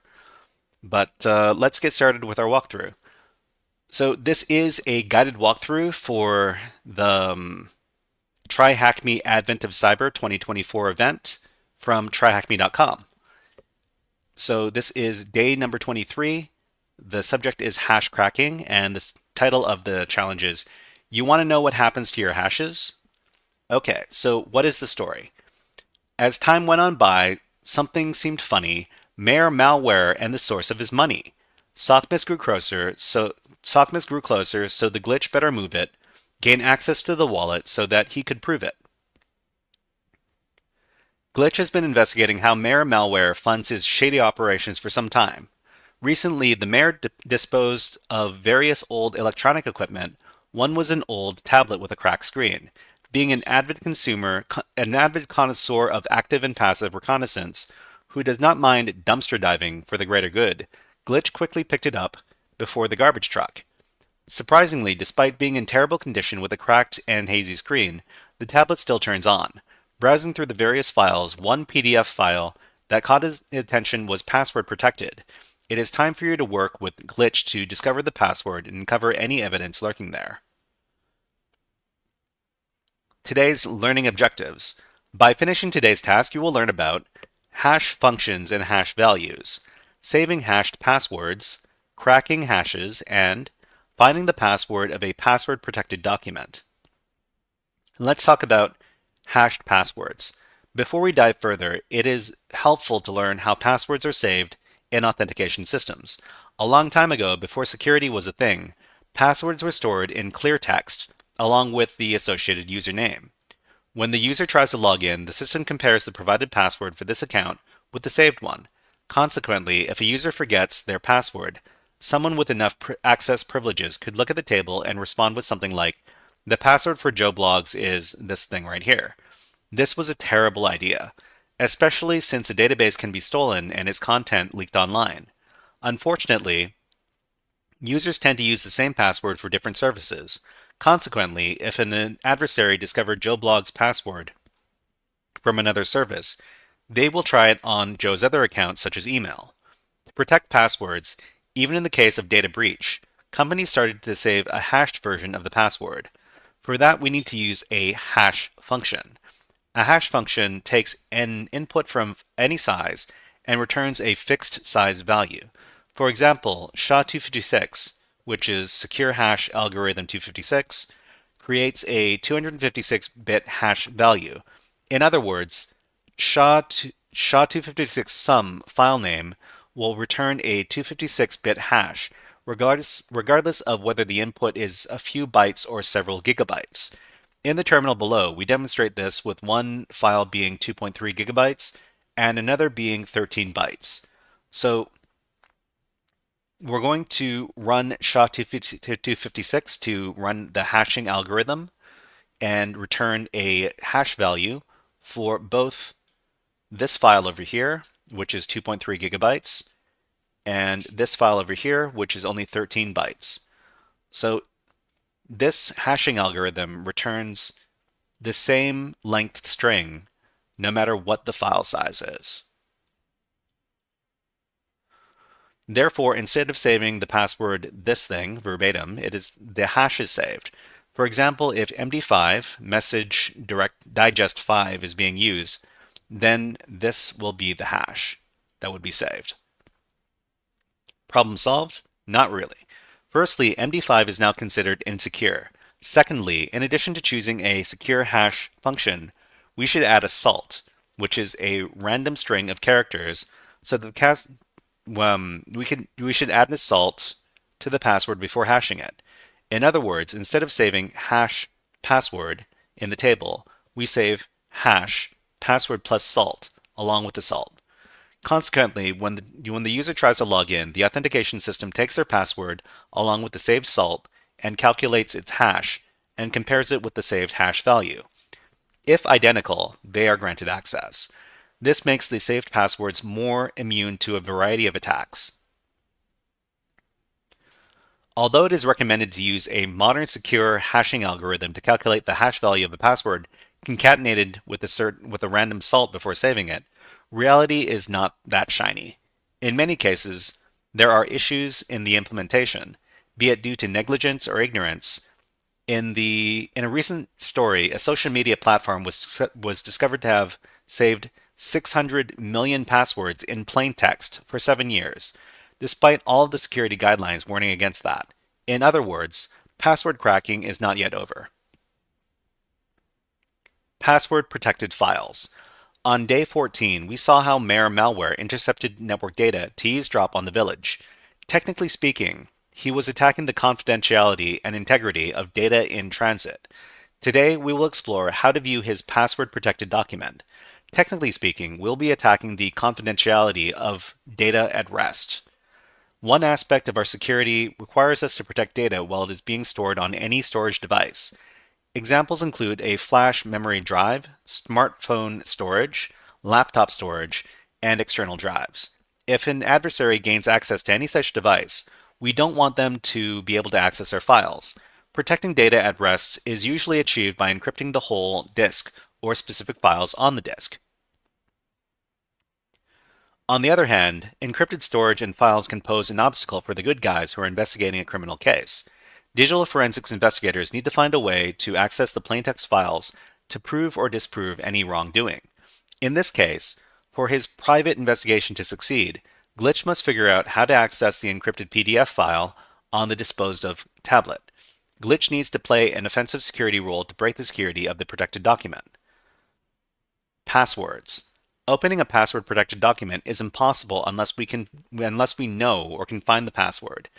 The problem is many users prefer to pick relatively easy passwords that they can remember easily and then use the same password across multiple places. Have you ever wondered which passwords are most commonly used? According to one source, the table below shows the top 15 most commonly used passwords. Interestingly, many users have opted for QWERTY, the first 6 consecutive letters on the QWERTY keyboard. Okay, so we've got rank 1, 1, 2, 3, 4, 5, 6. Rank 2, password as the password. Rank 3, 1, 2, 3, 4, 5, 6, 7, 8, and so on. They're all kind of ridiculous. Of course, users might get a little creative and might replace a character with a symbol. They might append the current year, a memorable date, or a few random characters or numbers to the original word. Knowing that Mayor Malware has a cat named Fluffy, some passwords we expect him to come up with are Fluffy Cat and Fluffy 2024 unless he uses his name or title and creates a password such as Mayor 2024. Okay, this is Fluffy the cat. It's ironic because he has no fur. So he's named Fluffy. Fluffy implies fur, but there's no fur. Anyways, I hope you like my joke. Okay, connecting to the machine. Before moving forward, review the questions in the connection card. So, do we need to start a VM today? Yes. Is there split screen available? Yes. Am I given credentials to connect directly? Yes. Okay. So, to solve today's task, we need to click on the green Start Machine button over here. And that's going to start up the virtual machine. So the virtual machine is going to take a couple of minutes to initialize. So we just need to wait for it, but while we're waiting, we're going to read ahead a little bit. So let's navigate all the way down. So we're going to be doing a demonstration. So enough learning about password storage and password choices. It is now time to crack some passwords. We will cover the following: cracking a password found in a breached database, and finding the password of an encrypted PDF. Let's talk a little bit about data breach and hash values. Mayor Malware had an online account in a now defunct forum that was breached, and all of its user data was leaked. After checking online, we were able to retrieve the mayor's password in hash format. It is listed below. Okay, so we've got a username, which is the mayor's email address here, and a password hash. We want to discover the original password. The first step in our approach is to figure out the type of hash function. Then we will try to hash different passwords from the password list until we find a match. We have saved the above hash value in this file over here. So it's going to be in home user AOC 2024 hash1.txt. First, we will go to this directory here and then display the contents of hash1.txt. And then we're going to copy the displayed hash. Selecting the text in the split view will copy it for you, okay? And then we're going to start one tool that helps identify hashes by issuing the command python hashid.py. Then we're going to paste the copied hash. Right-clicking with your mouse will paste the copied text into the split view. And finally, we'll quit the tool using Control-C. Okay, so let's do that. Let's do all this stuff. So over here is the machine. We're going to click into the terminal, and then we're going to go the clear command. After that, we see that there's a directory called AOC 2024. We want to enter that, so we're just going to cd into AOC 2024. After that, the hash we want to access is called hash1.txt. Okay. So what we're going to do is we're going to read the file. So this is the hash. We're going to copy it.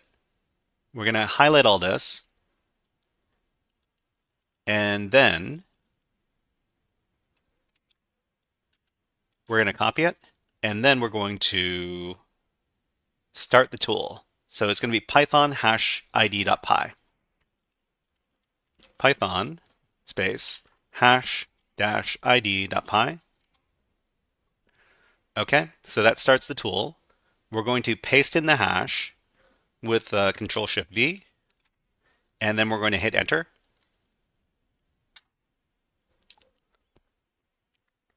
It says that possible hashes are SHA-256 and Havel-256. Okay, and then we're going to quit the tool using Control-C. So Control-C to quit out. Okay.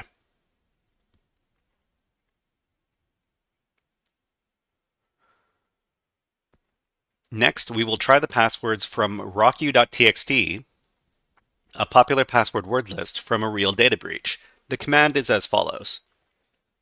So what are we doing here? So we're going to use the John password cracking machine, password hashing program password cracking program rather, and we're going to give it a format which we found, which was SHA-256, and we're going to use a word list to compare all of the to compare against the hash, which is the word list rocku.txt. We're going to run it on the hash1.txt file. So let's just copy the command over here, and let's talk a little bit about this before we run the command. So this is the John command. It starts John the Ripper. The Jumbo edition is installed on the machine, and we have a format over here, raw SHA-256. It specifies the hash format, which we have figured out is SHA-256. We've got the word list over here, and it sets the word list that we're going to use to do the cracking attack. And there's going to be hash1.txt, which is the file that we're going to be working on. Okay, so over here in the terminal, we're going to clear, and then we're going to paste in the command that we copied. So it's going to be Control-Shift-V. Ooh, that's not it. Are we not able to copy? Okay, let's figure this out. So over here, we're going to copy this, and then over here, we're going to paste it. Nope, doesn't work. Okay, it looks like we're going to have to manually type this out. A bit of a pain, but you got to do what you got to do. So John -- format equals raw SHA-256 space -- word list equals /user/share/ word lists /rocku.txt space hash1.txt. Okay, so check the command for spelling errors. No spelling errors, I don't think. Hit enter. And then the John program is going to run. And it found a match.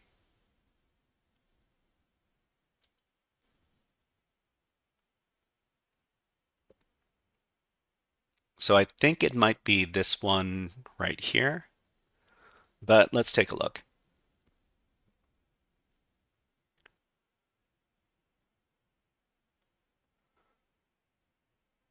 Okay, there's a high chance that Mayor Malware has made some transformation to his password. For example, he may have replaced an A with a 4 or added a couple of digits to his password. John can start from a long password list and attempt various common derivations from each of the passwords to increase its chances of success. This behavior can be triggered through the use of rules. Various rules come bundled with John the Ripper's configuration files. One is suited for lengthy word lists, which is rules word list. Adding the option rules word list to your John command generates multiple passwords for each one. For instance, it appends and prepends single digits. It does various common substitutions. For example, A can be replaced with the @ symbol, I can be replaced with the exclamation point, and S can be replaced with the $sign. Many more mutations and transformations are part of these rules. You can check all the underlying rules by checking the list rules word list section in etc.john.conf. John's configuration file. Unlike the first attempt, using John with this option should crack the hash for you. Okay, so it looks like we did not get a result from this first command over here. Okay, so unlike the first attempt, using John with this option should crack the hash for you. So it's essentially the same command, only we've added this section right here, which is rules word list. So let's hit up to get the previous command, and let's provide -- rules equal word lists, and then run this command again. Okay.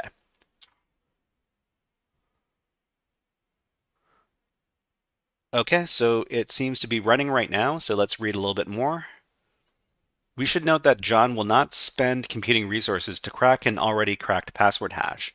Consequently, if you repeat a command that has successfully found a password earlier, you will get a message like no password hashes left to crack. Let's say that you have executed the command listed above and you have recovered the password. then the next time you want to see that password, you should use John with the -- show option. For example, John and then this thing and then show and then #1.txt. So we've got the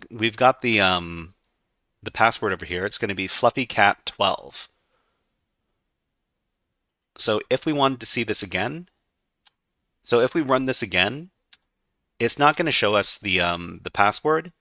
It says no password hashes left to crack.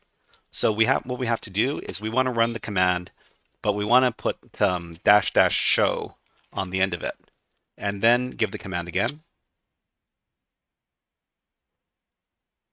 --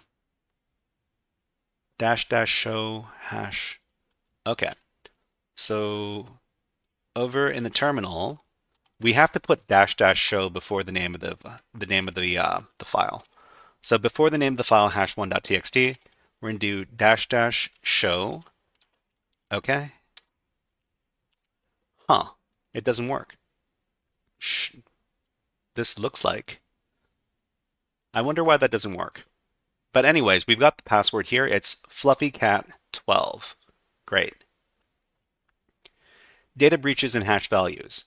Glitches discovered malware's password used on the breached online forum.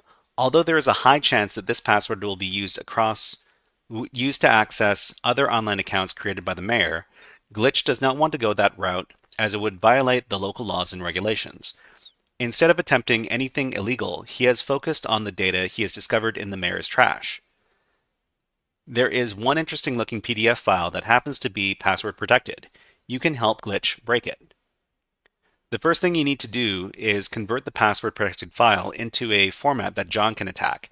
Luckily, John the Ripper Jumbo Edition comes with the necessary tools.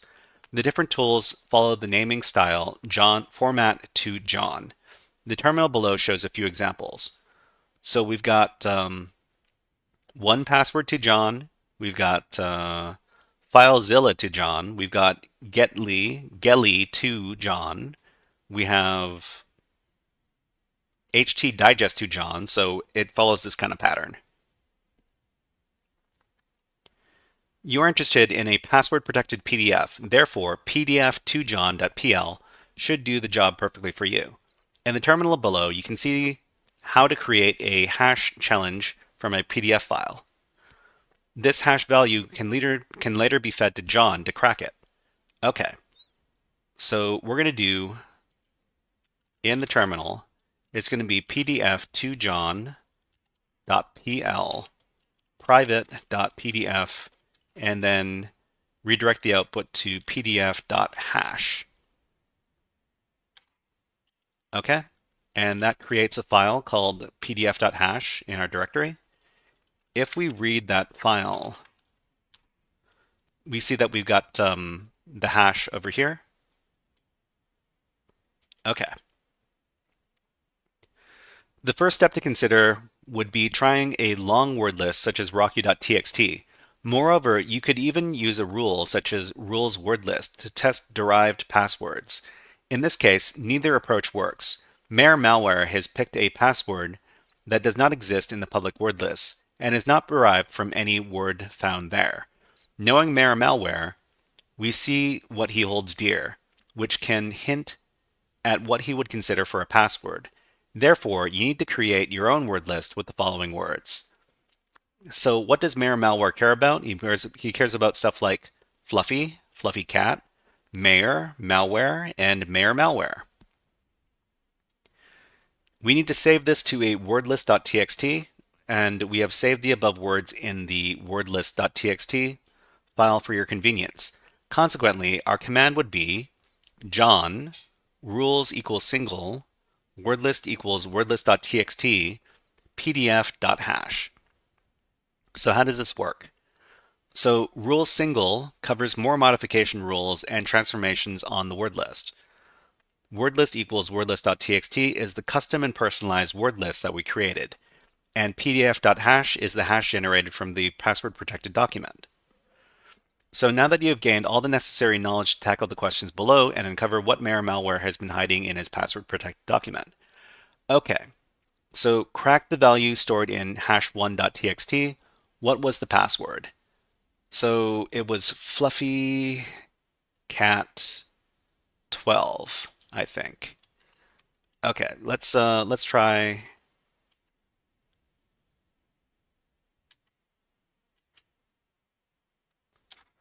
We run this command here. Use dash dash show. Okay, so I think it might be just John dash dash show. Hmm. What is wrong with this command? Let me take a look at it one more time. Maybe I should do exactly what is over here. So what do we talk about? So John format this show hash1.txt. Okay, let's try that command exactly. So that command exactly is John space dash dash format equals raw SHA-256 dash dash show hash1.txt. Okay, so we got Fluffy Cat 12. This is the answer for the question. Great. Let's use this. So the answer is Fluffy Cat 12. Hit submit. Great. What is the flag at the top of the private.pdf file? All right, so we need to crack the password. And to crack the password, we're going to use this command over here. The command is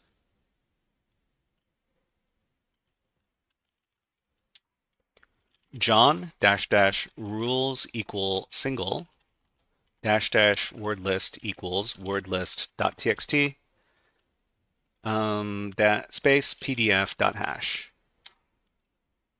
Okay, so we find that the password is mayor malware spelled like this. So we're just going to copy this, and then we're going to try to open up the PDF file.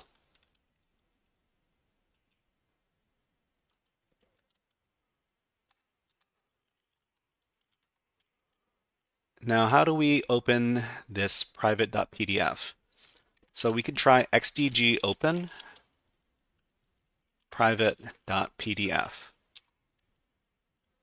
Oh, xdg open does not exist. Okay. What is the flag at the top of this PDF file? How do we open this? Let's get a hint. The hint is, after you discover the password of the PDF file, use the following command to convert it to a text file so you can read it on the console. PDF to text private. Ah, okay. UPW password. Afterwards, you can use the following commands to display the top of the file, head private.txt. All right, so let's try this over here. I'm going to copy it.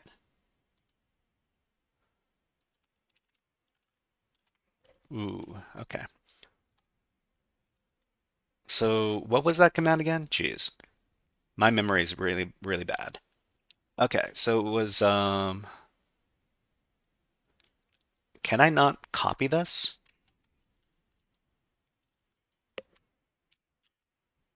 No, I can't. Okay, I'm gonna try typing this on another screen so I can remember what this command is. Hold on. PDF to text private dot pdf dash upw password. Okay. Okay. Let me do this now. Okay, so it's going to be pdf to text private.pdf upw, and the password was mayor malware, right?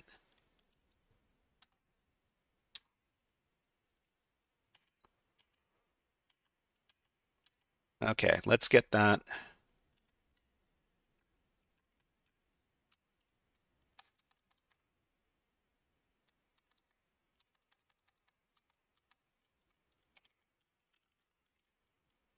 Let's get that password.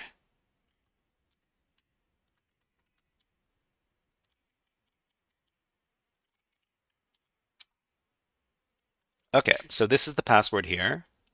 The command we need to do is this right here. Okay, PDF2 text private.pdf. UPW is going to be Mayor malware. We can copy this and then we can paste it in. Hit enter. Now we have private.txt. So we just cat private.txt and pipe it into head. And the flag is THM do not get caught. Okay, so we're going to provide this as the flag. THM curly braces do not get caught. And then hit submit. Okay, that was the correct answer. Great. Okay, so the last thing we need to do before we finish today's task is this. To learn more about cryptography, we recommend the cryptography module. If you want to practice more hash cracking, please consider John the Ripper, the basics room. Okay, so to finish the room, all we need to do is click on this button here, and then you're going to see the entire task turn green, which means we've completed the task. All right, so this was a guided walkthrough for Advent of Cyber 2024. Day number 23 from TryHackMe.com. And if you enjoyed this guided walkthrough, please click on the like and subscribe buttons on the video. But until next time, HackerFrogs out. All right, so we finished our fourth activity of the day. It's been something. Let's terminate this machine over here, and then let's get on with the echoCTF challenges. Okay, so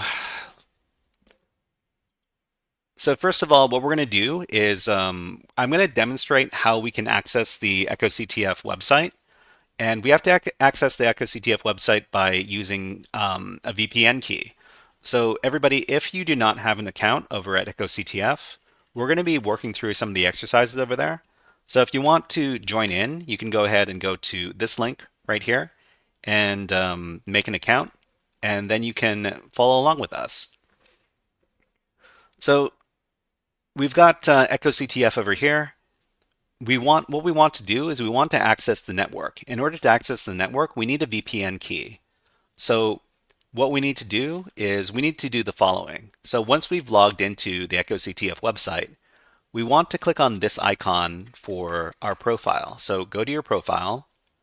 So I think, let's see what it looks like on the dashboard. So on the dashboard here, the button is located right here. It's labeled Go to Your Profile. Click on it.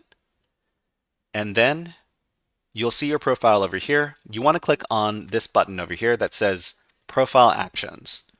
So after that, you want to download echoCTF version 2.6, version 2.5, 2.6. This might not be the current version. You want to download the most current version. Anyways, click on that, and that's going to download the echoCTF OpenVPN key. So after that, it should be in your downloads folder. So if you're on Kali Linux, this is what you want to do. So you want to go into your downloads folder, and then there you're going to see the echoCTF OpenVPN key. What you want to do is you want to copy this into a secure location.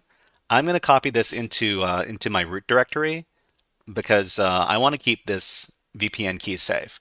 So I'm going to do sudo mv for move echoCTF OpenVPN, this file right here, and we're going to move it into the root directory, echoCTF OVPN. It's going to ask us for a password, provide the password. Okay. And in order to start up the OpenVPN connection, we're going to run the OpenVPN command. It's going to be sudo OpenVPN and then space and then the location of the file. So we just copied it over to our root directory. So we're going to do /root/ echoCTF.ovpn. Hit enter. And it would have asked us for a password, but because we already did sudo a little bit earlier, it just runs the command. So OpenVPN needs to be run with sudo. If you don't run it with sudo, it's not going to work because it's a privileged program. And after we see this kind of output over here, we are now connected to the network. So now that we're connected to network, let's go ahead and access the challenges. So we're going to go back to echoCTF, and then we're going to navigate down to networks over here. So we're looking for the CTF beginners network, and this is where all of our challenges are going to be. So inside the networks tab here, go to CTF beginners and then click on go to network. So after that, we've got all of our challenges over here. We've got there are 18 of them here, and each one of them is associated with a different private IP address. So let's see. I think we're going to solve the first challenge over here. This is the Bender challenge. I've got my notes in the background, and I'm going to be referencing my notes. Okay, so let's start with the Bender challenge here. So click on Bender,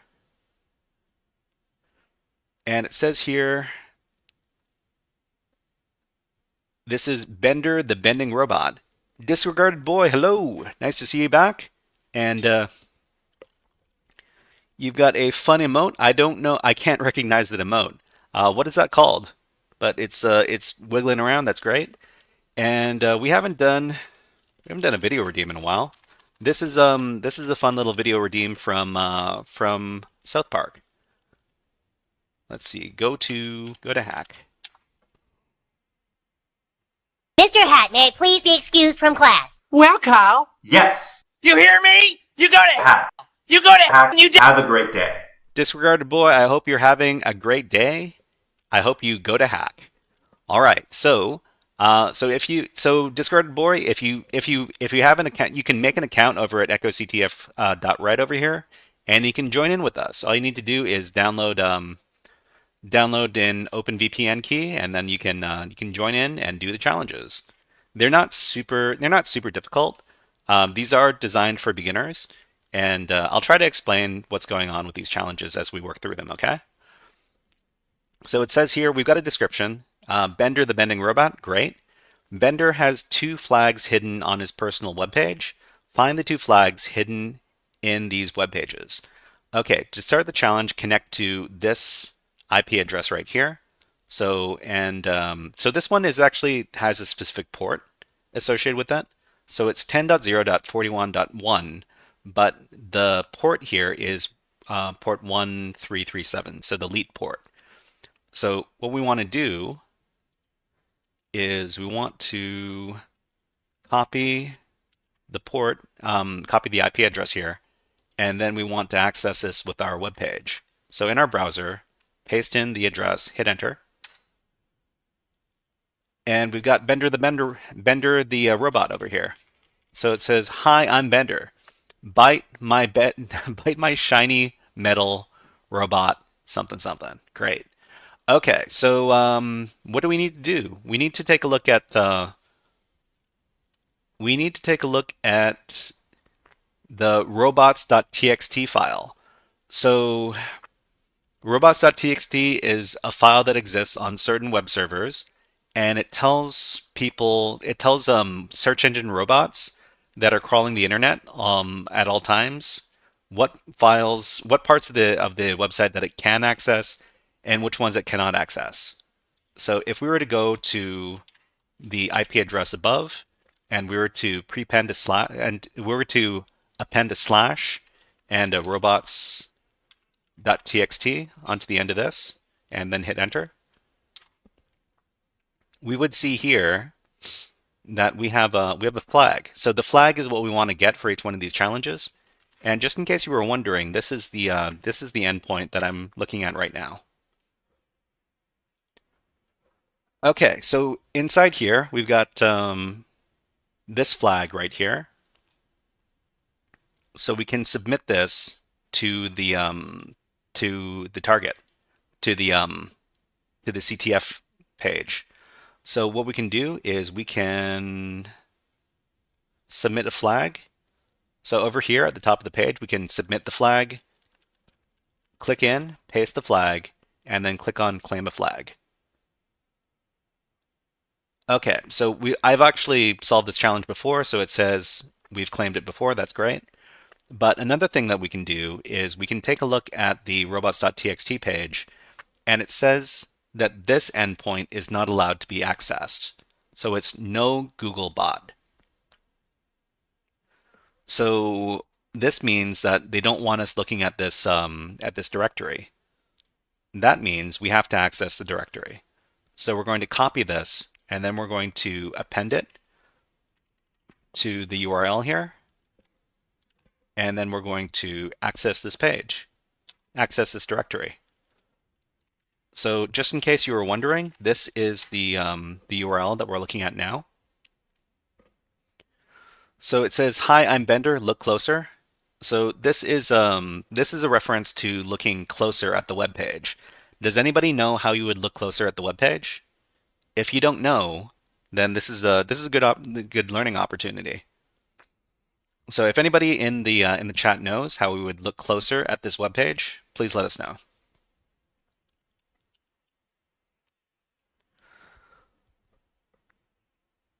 So the way you would look closer at a web page is you would inspect it. So you can right click and then you can view the page's source by clicking on this button right here, View Page Source. And this is going to show all of the source code for this web page. So this is actually it's a very common beginner's technique for doing web app security testing. So if we see in the code over here, there's a comment, and inside the comment there's a flag. So the flag is this right here. So we can just highlight it and copy it. Then go back to the echoCTF page and submit this flag here. Claim the flag. It says we've already claimed this flag before. Okay, great. Okay, so we're actually finished with the challenge.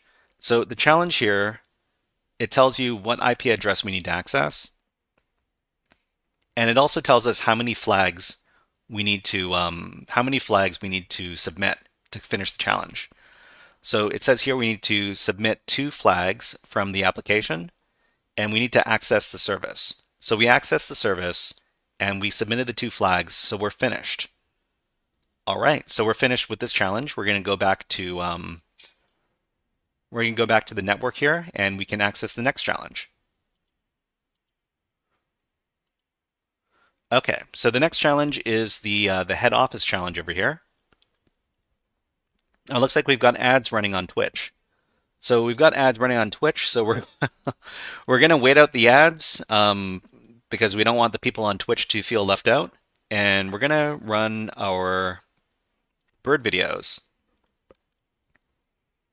So we've got a bunch of different bird videos. I really like this one. And this is a video from the summer. So we've got a little bird bath here, and sometimes on really hot days, the birds like to come and they like to have a little drink and they like to take a little bath. So let's see if we can find the point in the video where oh, there we go. So here's our little Stellar Jay. It's going to have a little drink. And it's going to find that it's really fun to have a little bath. So let's see when it gets interested in taking a bath over here. Okay, so it just jumps in. It's cooling its heels. So these birds are always on the lookout for any threats. So if you wonder why birds are always, like looking around and they don't seem to be able to calm down, it's because anything at any point in the day there could be some predator that comes and eats them up. So they have to be careful when they do stuff like take a bath. Okay, so the ads are done on Twitch, so we're just going to. I'm going to take a little sip of water before before we come back. Just a second. I just need to have a little water.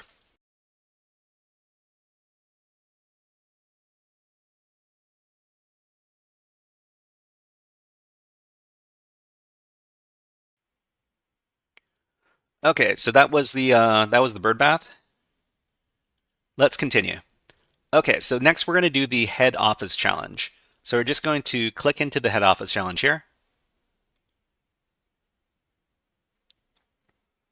And we see here that we've got one flag we need to get, and we need to access one service. And it says, welcome to the head office. Head over to the head office and tell them to give you the flag. So this challenge, to start the challenge, you need to access this URL right here. Your timer starts the first time you connect to the service. So it says head over to the head office and tell them to give you the flag. Can anybody guess how you solve this challenge? So this is talking about HTTP methods. And HTTP methods are basically different ways you can interact with different web pages.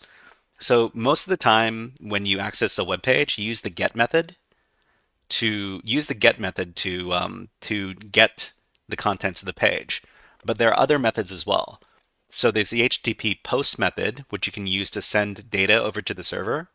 And there's the HTTP head method that you can use to get just the headers for a particular page.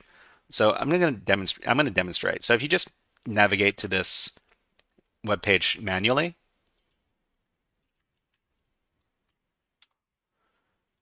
it says, welcome to the head office. Good morning. What can I get you? It says everybody knows how to get things, but can you guess the other? So this is talking about the get method, and by default, we use the get method when we access this page. But it's talking about head, so we're going to use the head method to access this page again. So there's a certain program inside of most Linux distributions. It's called curl, and curl is used to do terminal access to web pages. So when we use curl and we give it a certain URL here, it's going to give us a text-only view of this particular web page. So this is all of the code for this particular web page, and it's also going to tell us what HTTP headers we send along with our request, and it's going to tell us this is the HTTP request, and this is the HTTP response from the server. And these are the response headers here. This is the body of the website, and by default, we're sending this get method over here. The other method that we can use is the head method and the post method. There are a bunch of different methods. So what we're going to do to solve the challenge is we're going to run the same command, but instead we're going to specify that we want to use the head method with this argument over here, this flag for curl, which is -i. So this is going to send a head request. So when we do that, okay, so it says that we sent the head request, and Disregarded Boy gives us the flag. Thank you very much for sending the flag emote. Thank you very much. And we actually get, I'm not too sure why the output over here is repeated, but we got the flag twice. So I guess what we can do is we can just copy one of these flags, and they're the same value, it looks like. Copy that, and then we're going to go back to the challenge, and then we're going to submit the flag and then click on the claim flag button. Okay, so it says we got the flag before. That's because I've solved this one before. That's fine, but we've finished the challenge. So we access the flag from the application and we access the service. So this challenge here, head office, it's done. Okay, so we're going to go back And we're gonna access the third challenge. So the third challenge is called hostile. So I'm going to click into it, and then so this is called hostile. There's one flag from the application, and there's one service that we need to access. The host EL visit you must. The host UL visit you must. So it says there is a hidden site on the system, but you'll have to guess the proper host header. So it actually tells us what we need to do. Try to bypass this security by obscurity mechanism implemented by the host EL. Okay, so to start the challenge, we just need to access this URL right here. So we're going to copy this, and we're going to access this from the website, from our web page, web browser rather. And it says in here, can you find the hidden ETSCTF host? So this is talking about the host header, of course. So here, it's talking about a host header, and we can actually insert our own host headers by using curl. And it's talking about this host right here. It's going to be EL. So we're going to combine this information here. We're going to access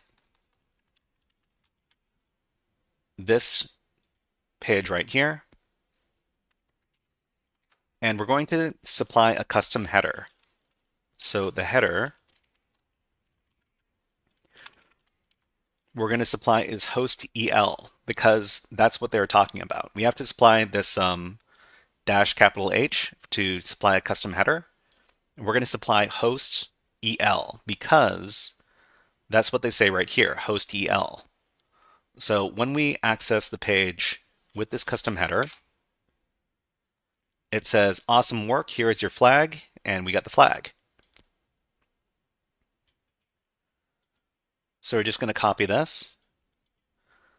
Oh, yep, we got there. Thank you very much, disregarded boy. Okay, so all we need to do is we need to go over to the web page and submit this flag, and then claim it, and we're done.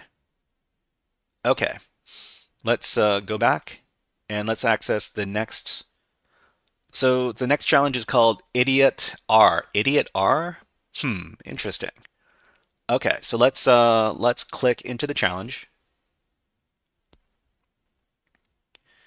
And it says I XXXX D XXX O XXX R XXX. I'm not sure what is going on here.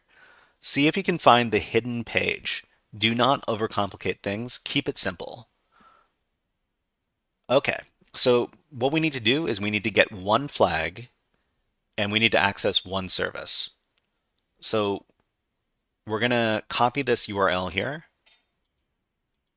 and then we're going to navigate to it in our web browser.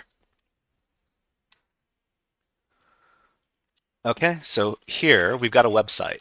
So for the first time, we've got a little website. It's the web page is called Idiot R. I'm not sure what this is a reference to, but we can go around to some different web pages here. So when you click on this, we've got ID equals 4. When you click on this blogs page, we've got ID equals 3. When we click on the next one, it says ID equals 2. And then when we go to the home page, there's no ID equals. So if we see that there's this page goes up to ID equals 4 here, what do you think we should do to access the secret page? So if anybody in chat knows how we would access the secret page, please let us know. But if not, I'll explain what's going on here, and then we can solve the challenge together. So we've got ID equals 4, and another page is ID equals 3, ID equals 2. I'm guessing that the home page is ID equals 1, but we're actually talking about URL parameters. So when we talk about so when you take a look at these URLs, everything after this question mark over here is going to be called a URL parameter. So URL parameters are basically, it tells the web page what you want to look at. So URL parameters are actually very common on the internet. And if you go over to a site like google.com, and then you were to look up fluffy kittens, and then use that as a search term, you're going to notice that the first part of what returns to you is this.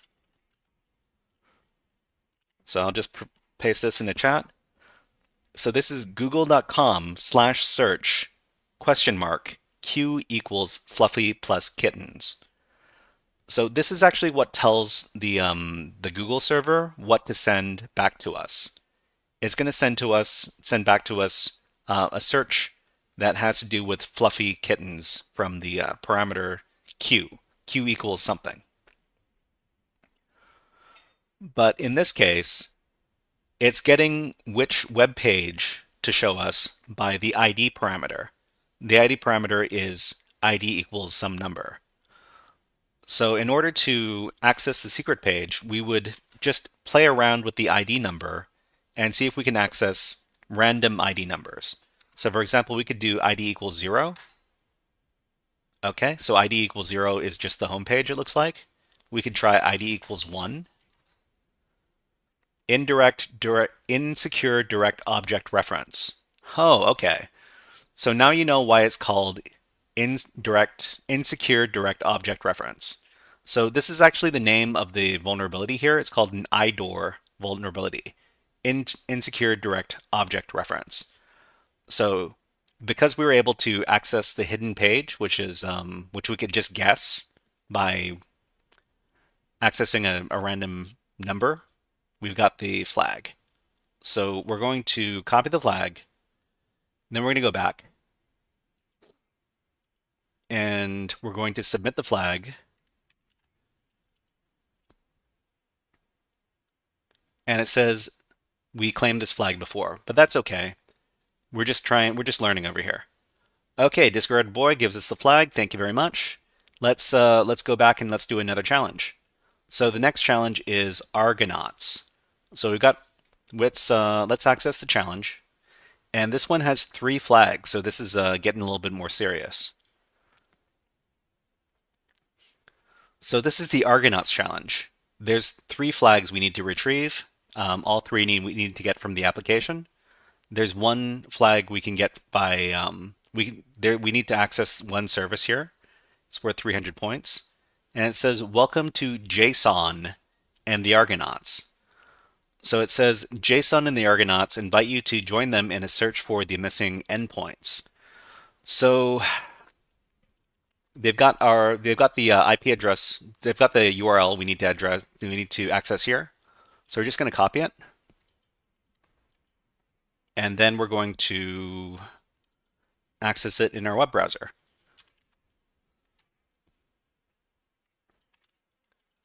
Okay, so what do we see on the website? It says here, JSON server documentation. So it says server administration. The following section outlines the details for the JSON server backend details. So we've got API endpoints, we've got /DMV, and then we've got this endpoint over here, which is a bunch of question marks. Not sure what we need to do. I think what we need to do is we need to fuzz these API endpoints. So how do we do that? We're going to be using a tool called GoBuster. So GoBuster is a tool that's used for web application fuzzing, and fuzzing is basically trying to figure out what endpoints exist on a target through searching for them on with the word list. So the word list is going to have a bunch of different common endpoint names, and we're going to test to see if any of the names on the word list match up with whatever's on the server. So we know that this is the endpoint we need to fuzz. We're going to use the GoBuster tool, and we're going to run it in directory busting mode with 4 threads. And then,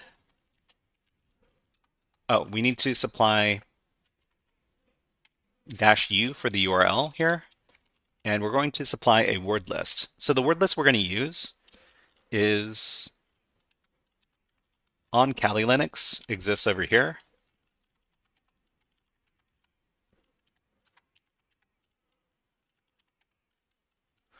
Directory lists 2.3 medium. And this is a list of a lot of different endpoints that we can try for different directory names on web servers. And so after this, after we've supplied all this information here, we're going to run the tool, and the tool is going to try to go through this URL right here and with every one of these endpoints in this list and try to figure out if one of them exists. So we're going to wait on this over here. It's going to take, maybe I should have used a smaller list because it doesn't seem to be going it doesn't seem to be going very fast. But anyways, we'll leave the tool running for a little bit and we'll go back. So API endpoints /DMV start. Okay. So if we were to go to the DMV endpoint, then it would give us this JSON data over here. DMV, I guess this is Department of Motor Vehicles. That's interesting. Okay, so we've got our JSON data that's being sent back to us, but we find, so GoBuster was able to find this endpoint as well, so this DB endpoint. So we're just going to get out of here, and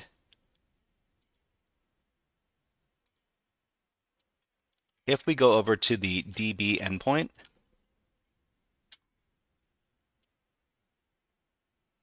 we see here that there's some information here. Among the information, well, we've got 3 flags in here. Why would they put 3 flags in here in the same location? That's weird. Anyways, okay, it looks like we hit the mother load of flags, so we're just going to copy them all and submit them. Okay, so we're just going to go back. We're going to submit this flag. And then we're going to submit another flag, which is this one.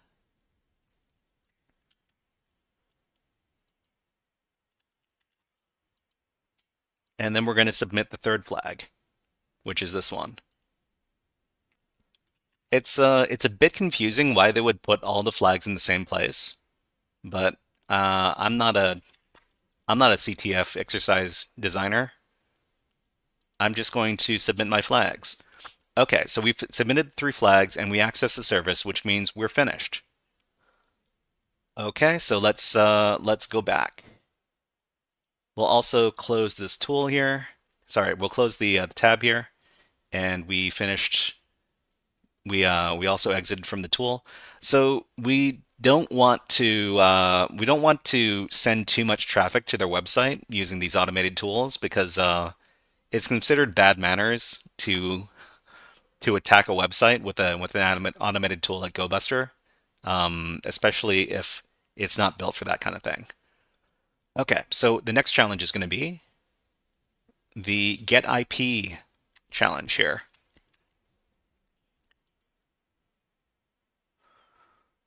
Okay, so this get IP challenge, there's 1 flag we're supposed to get, and we're supposed to access 1 service.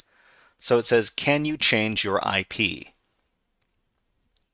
When your web request is forwarded through web servers, there is a header that is added that notifies the next server who this request is forwarded for. So in order to solve this, you will need to make your IP appear as either localhost or 127.0.0.1, which in networking terms is also the localhost. To start the challenge, connect to this website right here. your timer starts from the first time you connect to the service. So we're going to copy this. Then we're going to access this this website.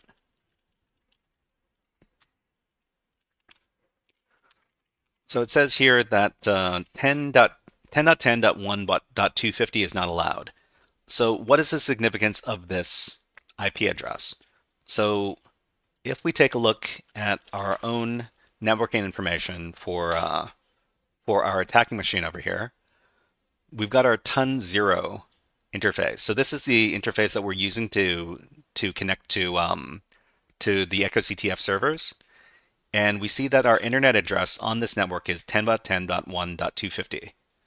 So this is what the web server is saying when it says 10.10.1.250 is not allowed.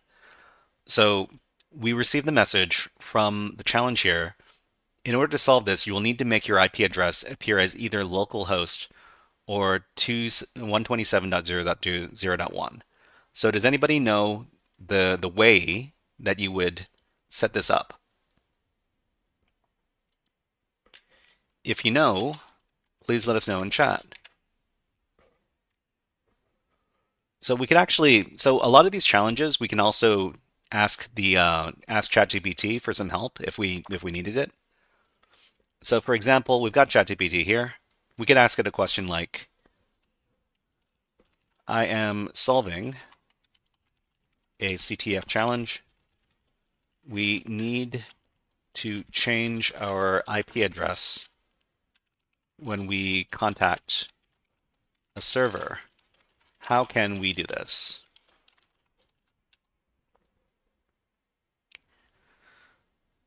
Okay, so it tells us that we can use a proxy server. We can use a VPN. We can use Tor. You can change your IP address manually. You can spoof your IP address. This is getting more interesting. You can use Docker containers. You can reset your ISP assigned IP address. Okay, so it actually didn't tell us the method we need to use. What if we wanted to spoof our, how do you spell spoof? Our IP address using a HTTP request header. So the things we send, what are we're doing over here? Okay, so this is the server that we're contacting over here, right? When we send a request to the server, we send a bunch of different HTTP headers. These are request headers that we're sending here. So we send a host header, a user agent header, an accept header, and we can actually change our headers in order to get different responses from the web apps. The response headers are these headers over here. So what if we wanted to spoof our IP address using an HTTP request header?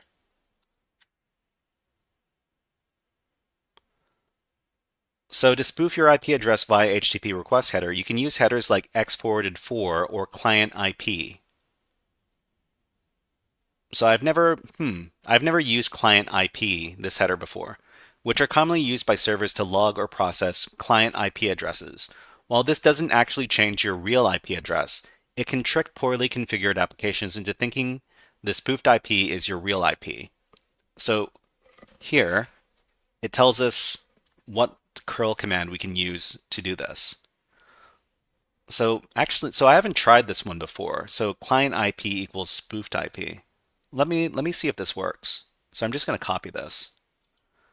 And with curl here, we're going to send the same command to the server, but we're going to also send a spoofed IP using this client IP header. So we're going to send it as 127.0.0.1. And let's see if we get a different response this time. Okay. So it says, so the only response we get is the flag. So we spoofed our IP address by using this HTTP request header, and then we got the flag. Okay, so let's submit the flag. So over here, we're going to submit the flag. Done.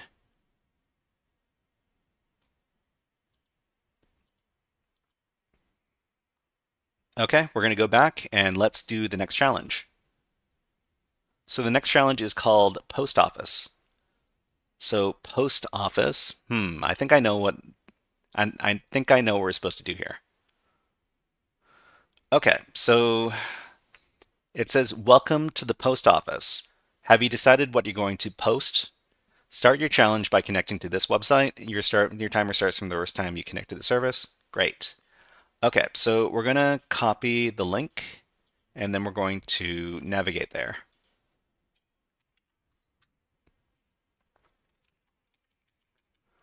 So it says, "Welcome to the post office. Good morning. What can I get for you?" Everybody knows how to get things, but can you guess the other? So in this case, we have to not use the get method. So the get method is going to get the contents of a web page, but the post method is going to send some data over to the web server. So we need to use the post method. So when we use curl,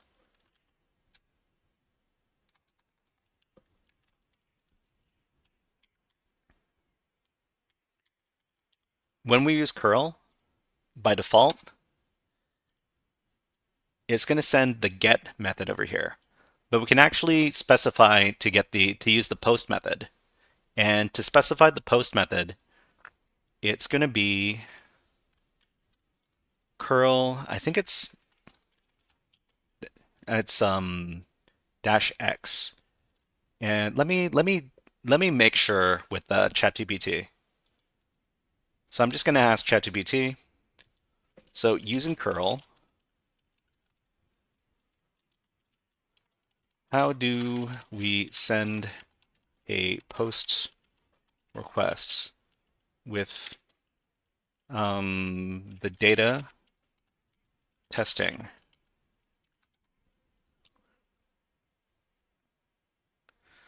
So to send a post request with the data testing using curl, you can use the -d for data. And so we're going to do D testing and then X for posts. I guess X means we can send some other methods. So let me copy this. Okay. After that,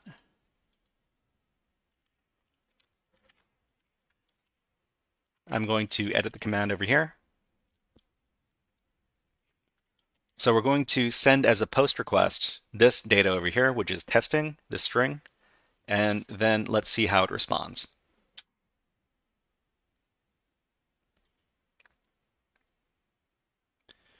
Okay, it says your packet has been posted. Here is your flag, and we've got this this flag right here. Okay, so I'm just going to copy the flag here.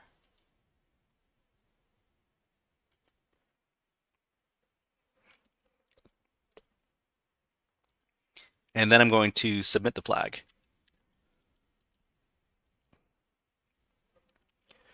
So it looks like we've got some ads going on Twitch. So I'm going to pause for a little bit and wait for those to pass by. I'm just gonna copy this command over to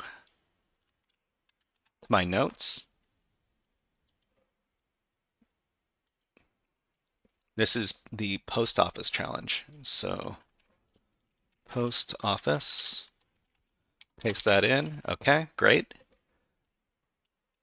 All right, so we've got 43. We got a few more seconds of ads to wait through. So we're just going to watch a short little bird video. There we go. There's my favorite bird. Here we go. Have some peanuts. I'm just going to take a little drink while the ads run on Twitch. Just a second.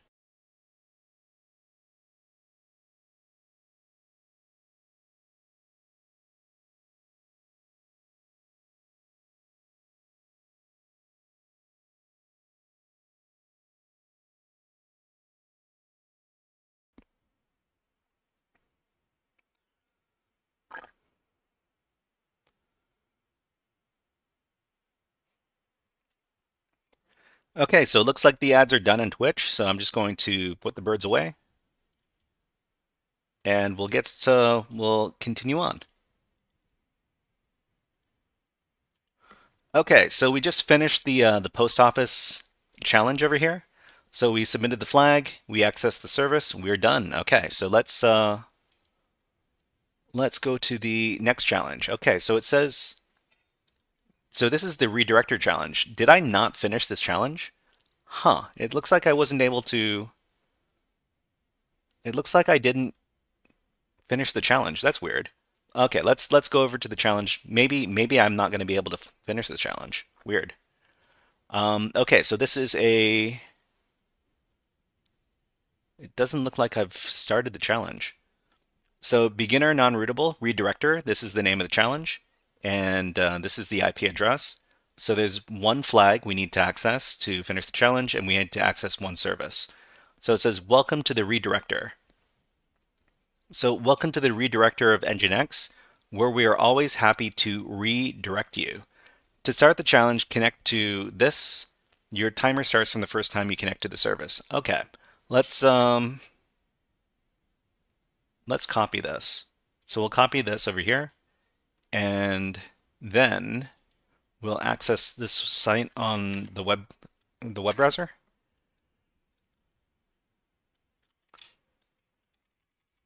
Okay, so it says, I hope you I hope you were keeping notes. Great. If we take a look at the web page source, there's a interesting. So I think we're not going to be able to solve this challenge.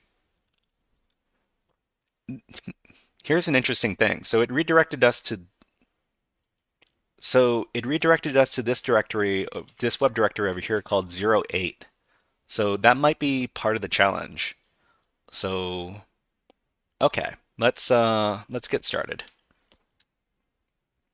So we're going to use curl to access the challenge, and let's see what we can see in the response. So when we tried to access this page here, it says HTTP 1.1 302 moved temporarily, and the location is HTTP ETSCTF.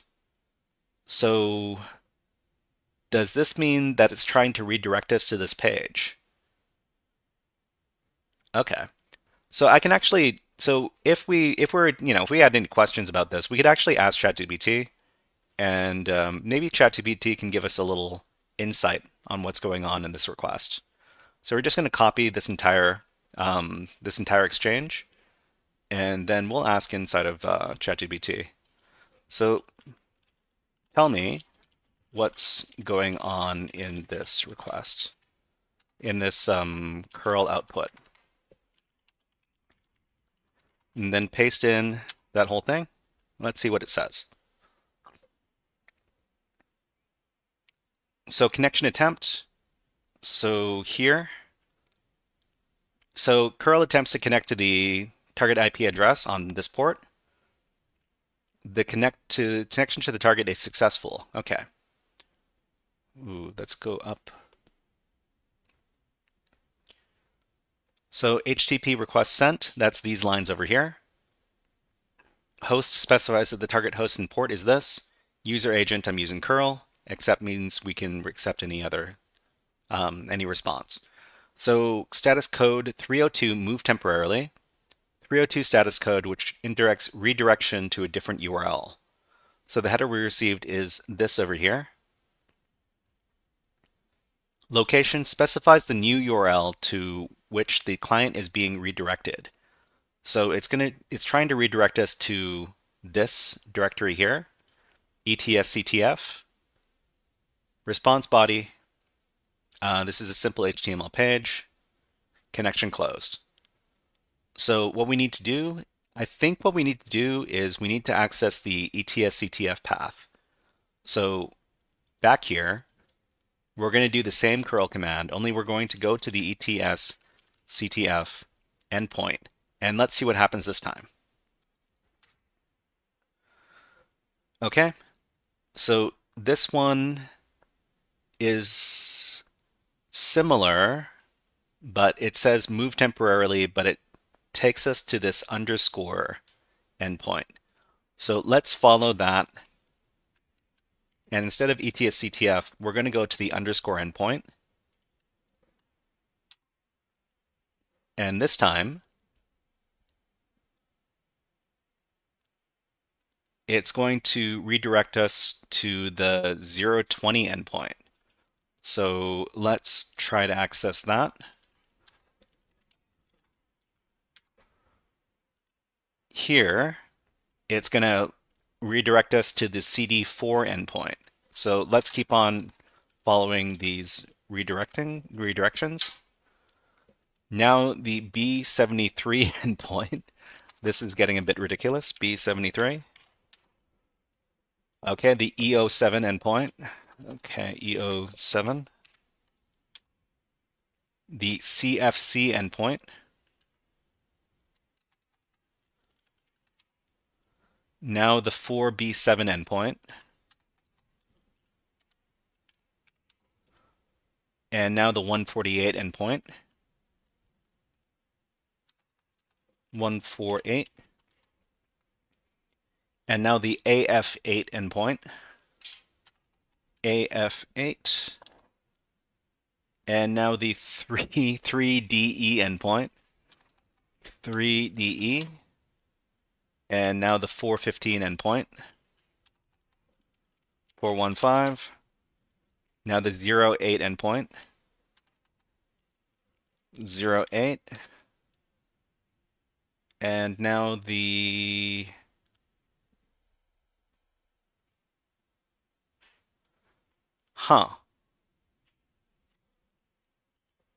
Now, I hope you were keeping notes. Oh, gee. Is this the flag?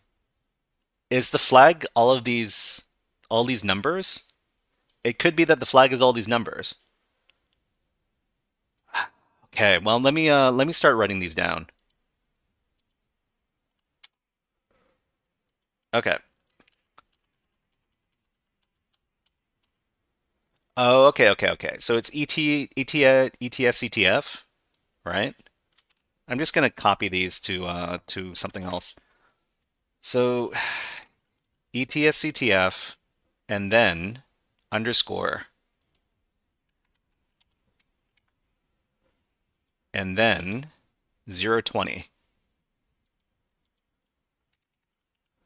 and then CD4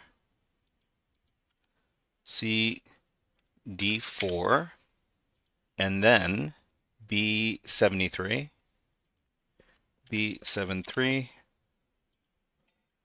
and then EO7 EO7 and then CFC and then 4B7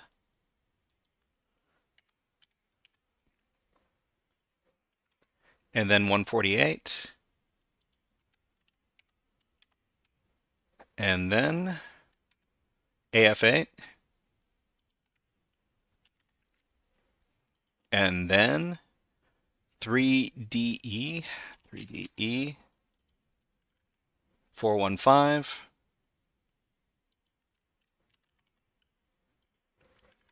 and then 08. Okay, so the whole flag looks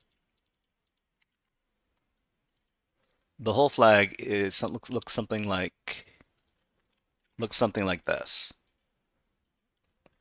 So all we need to do is just submit this flag. So let's do that. So we're going to go over to the echoCTF page.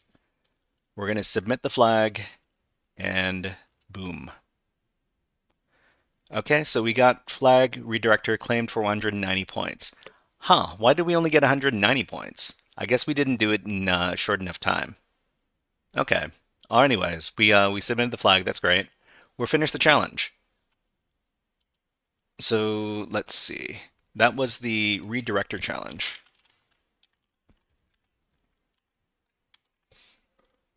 Let's okay.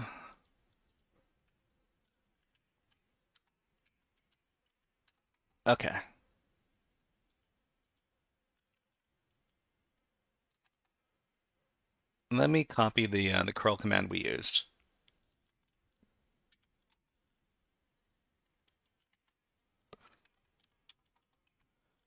Okay, next challenge.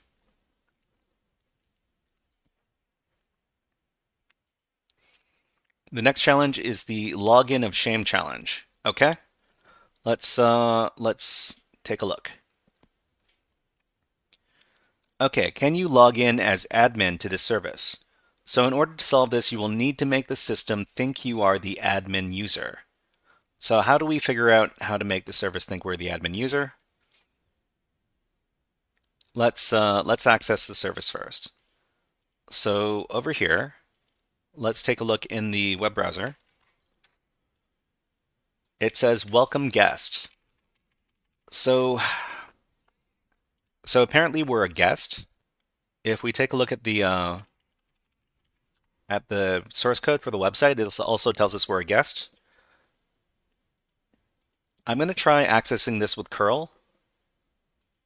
So we're just going to use curl and we're going to access the website and see what is going on. So when we send our curl request, we send it with these over here, and it says set cookie user equals guest.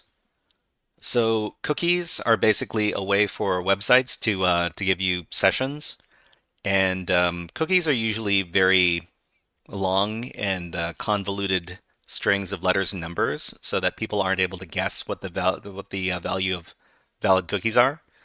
But in this case, the valid values are very easily guessed.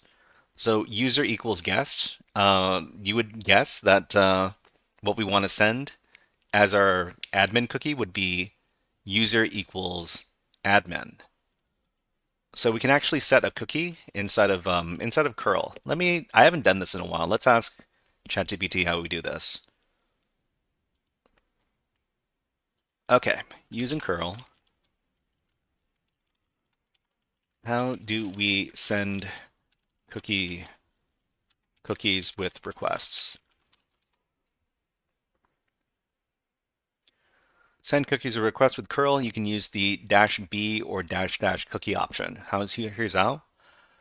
Okay, so it's -b cookie name equals cookie value. Okay, we can do that. So in this case, it's going to be -b, and it's going to be cookie name. Cookie is going to be user equals admin. So user equals admin. So I think this is the pattern, right? Yeah. So cookie name and cookie value. So user equals admin. We're going to send this with our curl request. And we see here that our cookie is sent along with the request, and it's cookie equals admin. And then we get the flag. So we just need to copy the flag and then submit this. Submit this flag. And we're done. Great. Okay. So this is the only flag we need to submit. Okay. So let me copy this curl command we used to finish the level. And this level was called what? The login of shame.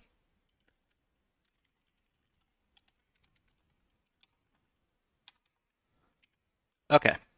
Next. So I think we're gonna go up until the top of the hour, then we'll stop. We'll see how far we've gotten before then. So let's take a look.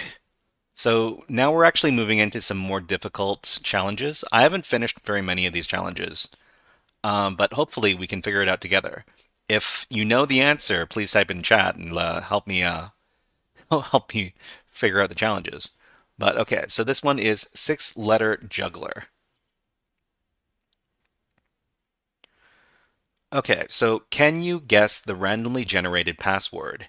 So try to bypass the authentication screen by either guessing the password, not really, or through some other way. So to start the challenge, we need to access this website right here. Let's copy the link. And let's access it through the web browser.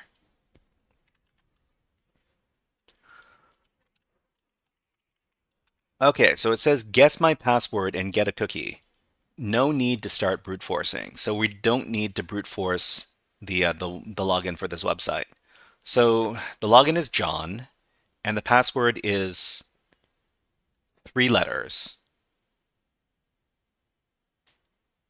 We submit this. It says John. Oh, login equals John and password equals Doe. Okay. So we can tell from the parameters here is that the parameters are being so whatever we type here is being passed off as a parameter to the okay.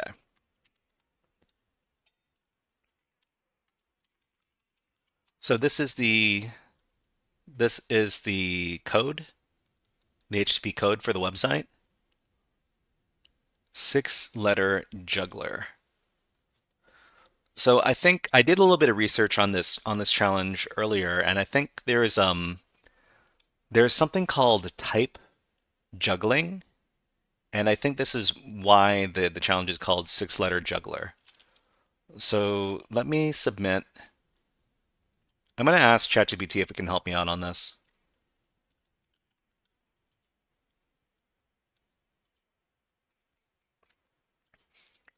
We are trying to bypass this login page. The name of the challenge implies there is type juggling involved in the bypass, and this is the code for the website.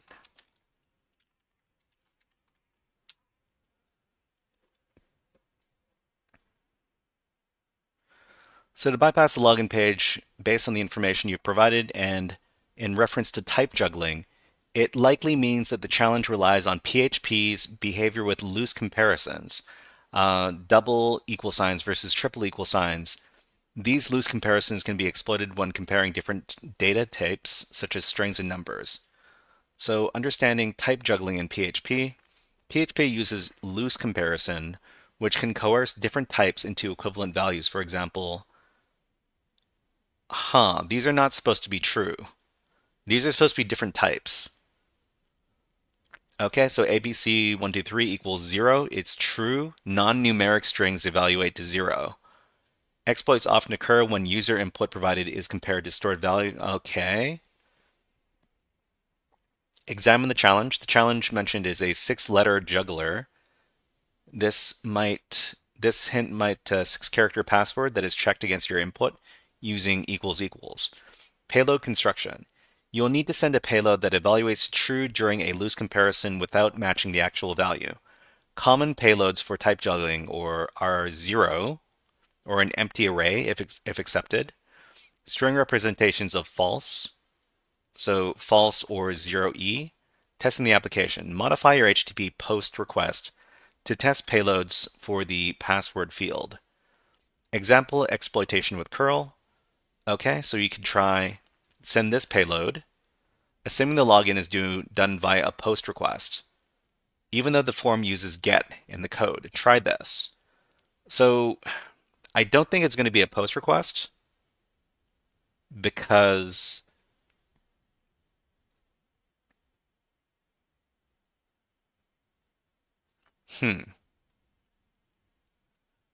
Okay, so let's see. Login equals.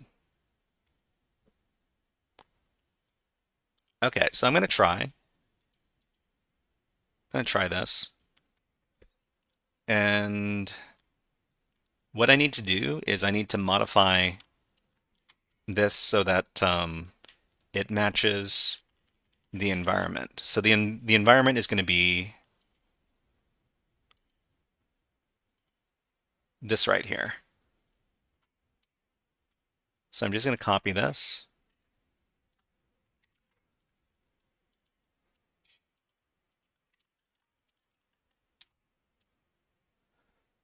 Oh, okay, I did HTTP twice. That doesn't work. Okay, let's do this.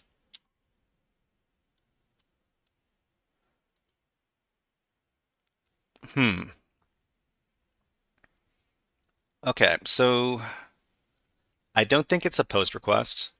What I'm going to do is I'm going to send this as a regular GET request.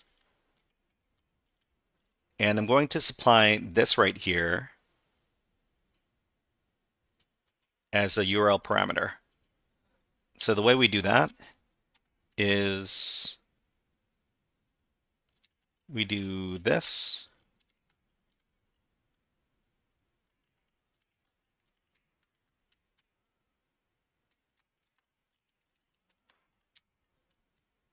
Let's see if this works.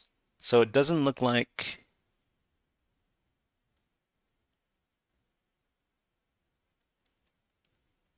this was sent as a GET request.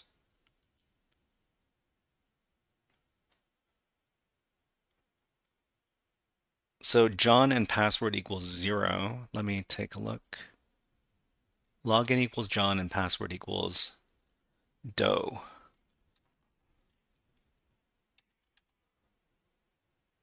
Let's take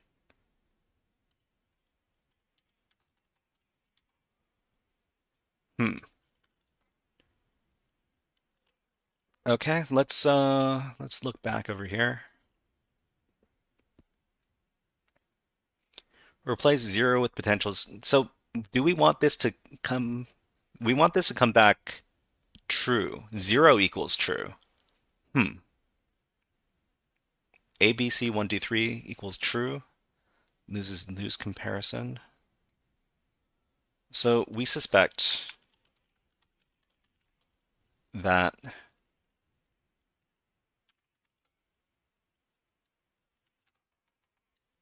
whatever we use as login should be sent with a GET request,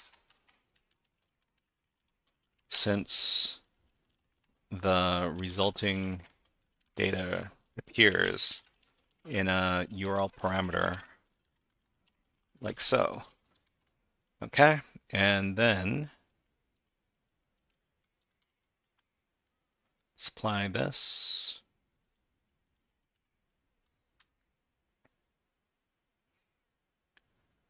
If the login credentials are sent via a GET request and the parameters are reflected in the URL, the attack method remains similar but focuses on crafting the URL appropriately. Here's how to proceed.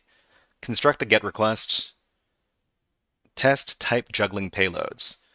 So scientific notation treated as 0. We could try this. String 0, null if accepted. Okay, so let's continue. So let's try that scientific notation there. Didn't work. Great. Let's try 0 inside these double quotes.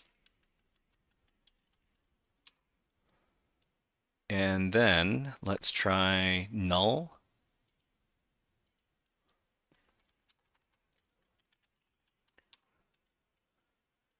And then let's try our square brackets.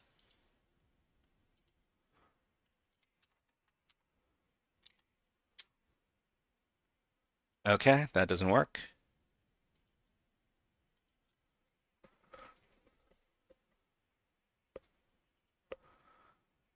So test this with variations for password. Password, yeah, okay, we've done that. Curl testing. Replace 0 with other payloads iteratively. If successful, the server may grant access, set a session cookie, return a flag, or success message. Hints based on the scenario. The challenge title mentions 6-letter juggler. So this might indicate that the backend checks for a 6-character password, but does so using loose comparison, which is PHP may loosely compare password equals 0 or similar payloads. Okay.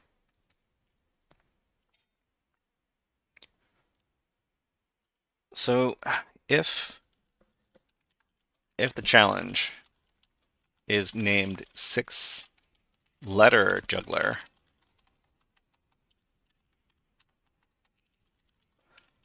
doesn't that imply that the payload has to reflect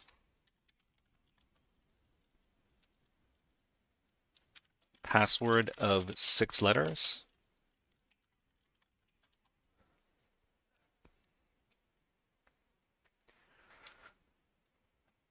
So the backend checks for 6 characters, great.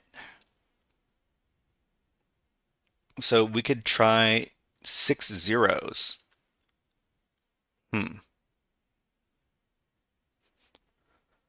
Okay, let's try 6 zeros then. So 1, 2, 3, 4, 5, 6. And let's try the login name as 1, 2, 3, 4, 5, 6.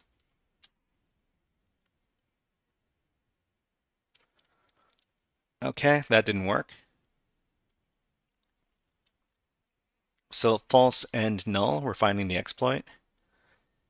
So 6 character combinations that PHP may loosely evaluate. Looks for hints and outputs from the server to debug further. I think I might be able to get a hint for this particular spawn a private instance.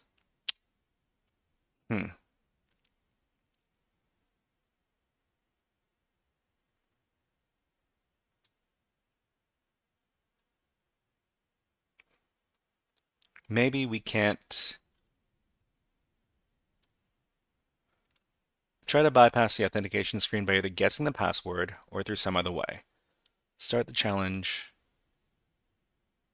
No other hints.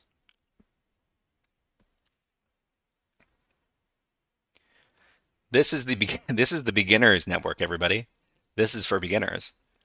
Okay.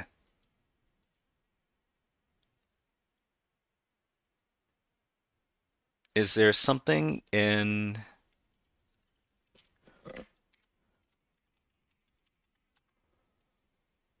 container anonymous?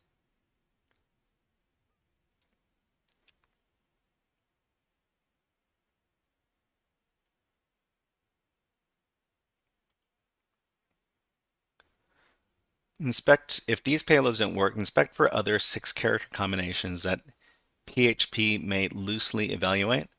Look at hints or outputs from the server to debug further. Okay, so let's take a look in the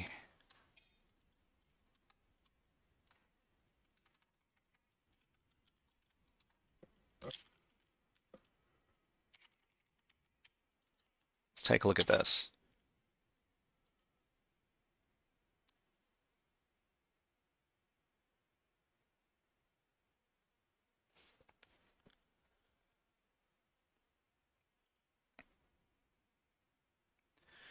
Oh, you know what? We've got music. Let's play some music. Let's make it a little louder. Oh, yeah. When I turn on the music, I take a look and saw what time it was. It's a bit late. I might stay on for a couple minutes more, just so I can try to figure out what exactly is going on here. But we're gonna be stopping our stream in a little bit. Let's see. So false, null, some other stuff. False and null.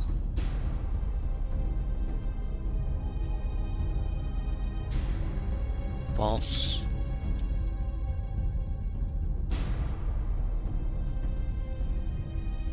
Null.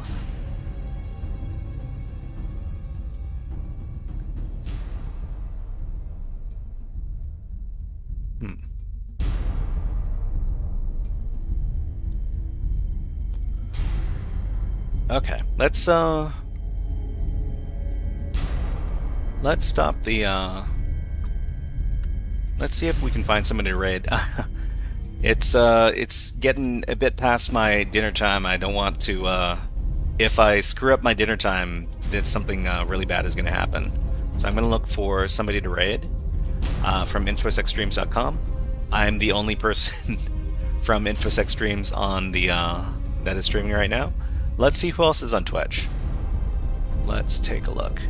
So twitch.tv.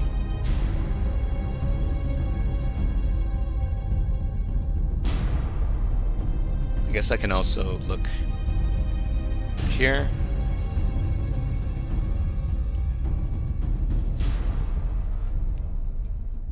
Okay, so we got the science stream as usual. We got CM Griffin. Oh, SnowX Cone. Oh, okay. So if anybody is interested in doing some coding stuff, I've got a friend who does coding on Twitch. Her name is SnowX Cone, and if you we're gonna raid her in a little bit. If you raid along with us, please type the following raid message into her chat. It would really mean a lot to me. So it's hip hop hack and then the OS frog like this. Okay, so let's raid into her channel. It's only Monday, everybody, but this is Christmas week. We're going to be back on Wednesday. No, wait, we're not going to be back on Wednesday. Wednesday's Christmas. So we're going to be back on Thursday, and we're going to be doing more challenges from TryHackMe, and we're going to be doing more challenges from echoCTF Red. We're going to be doing more beginner challenges over here, and we're also going to be. Let's see. We're also going to be doing. We might be switching around to some other networks as well, but yeah. So we're going to be back on Thursday. We're going to be skipping Christmas Day because it seems a bit excessive. But until then, have a great rest of your week. Have a very Merry Christmas. And oh, that music's loud. Let's do one last Hack the Planet to see ourselves out. Hack the planet, everybody. Hack the planet! Hack the planet! Shut up and get in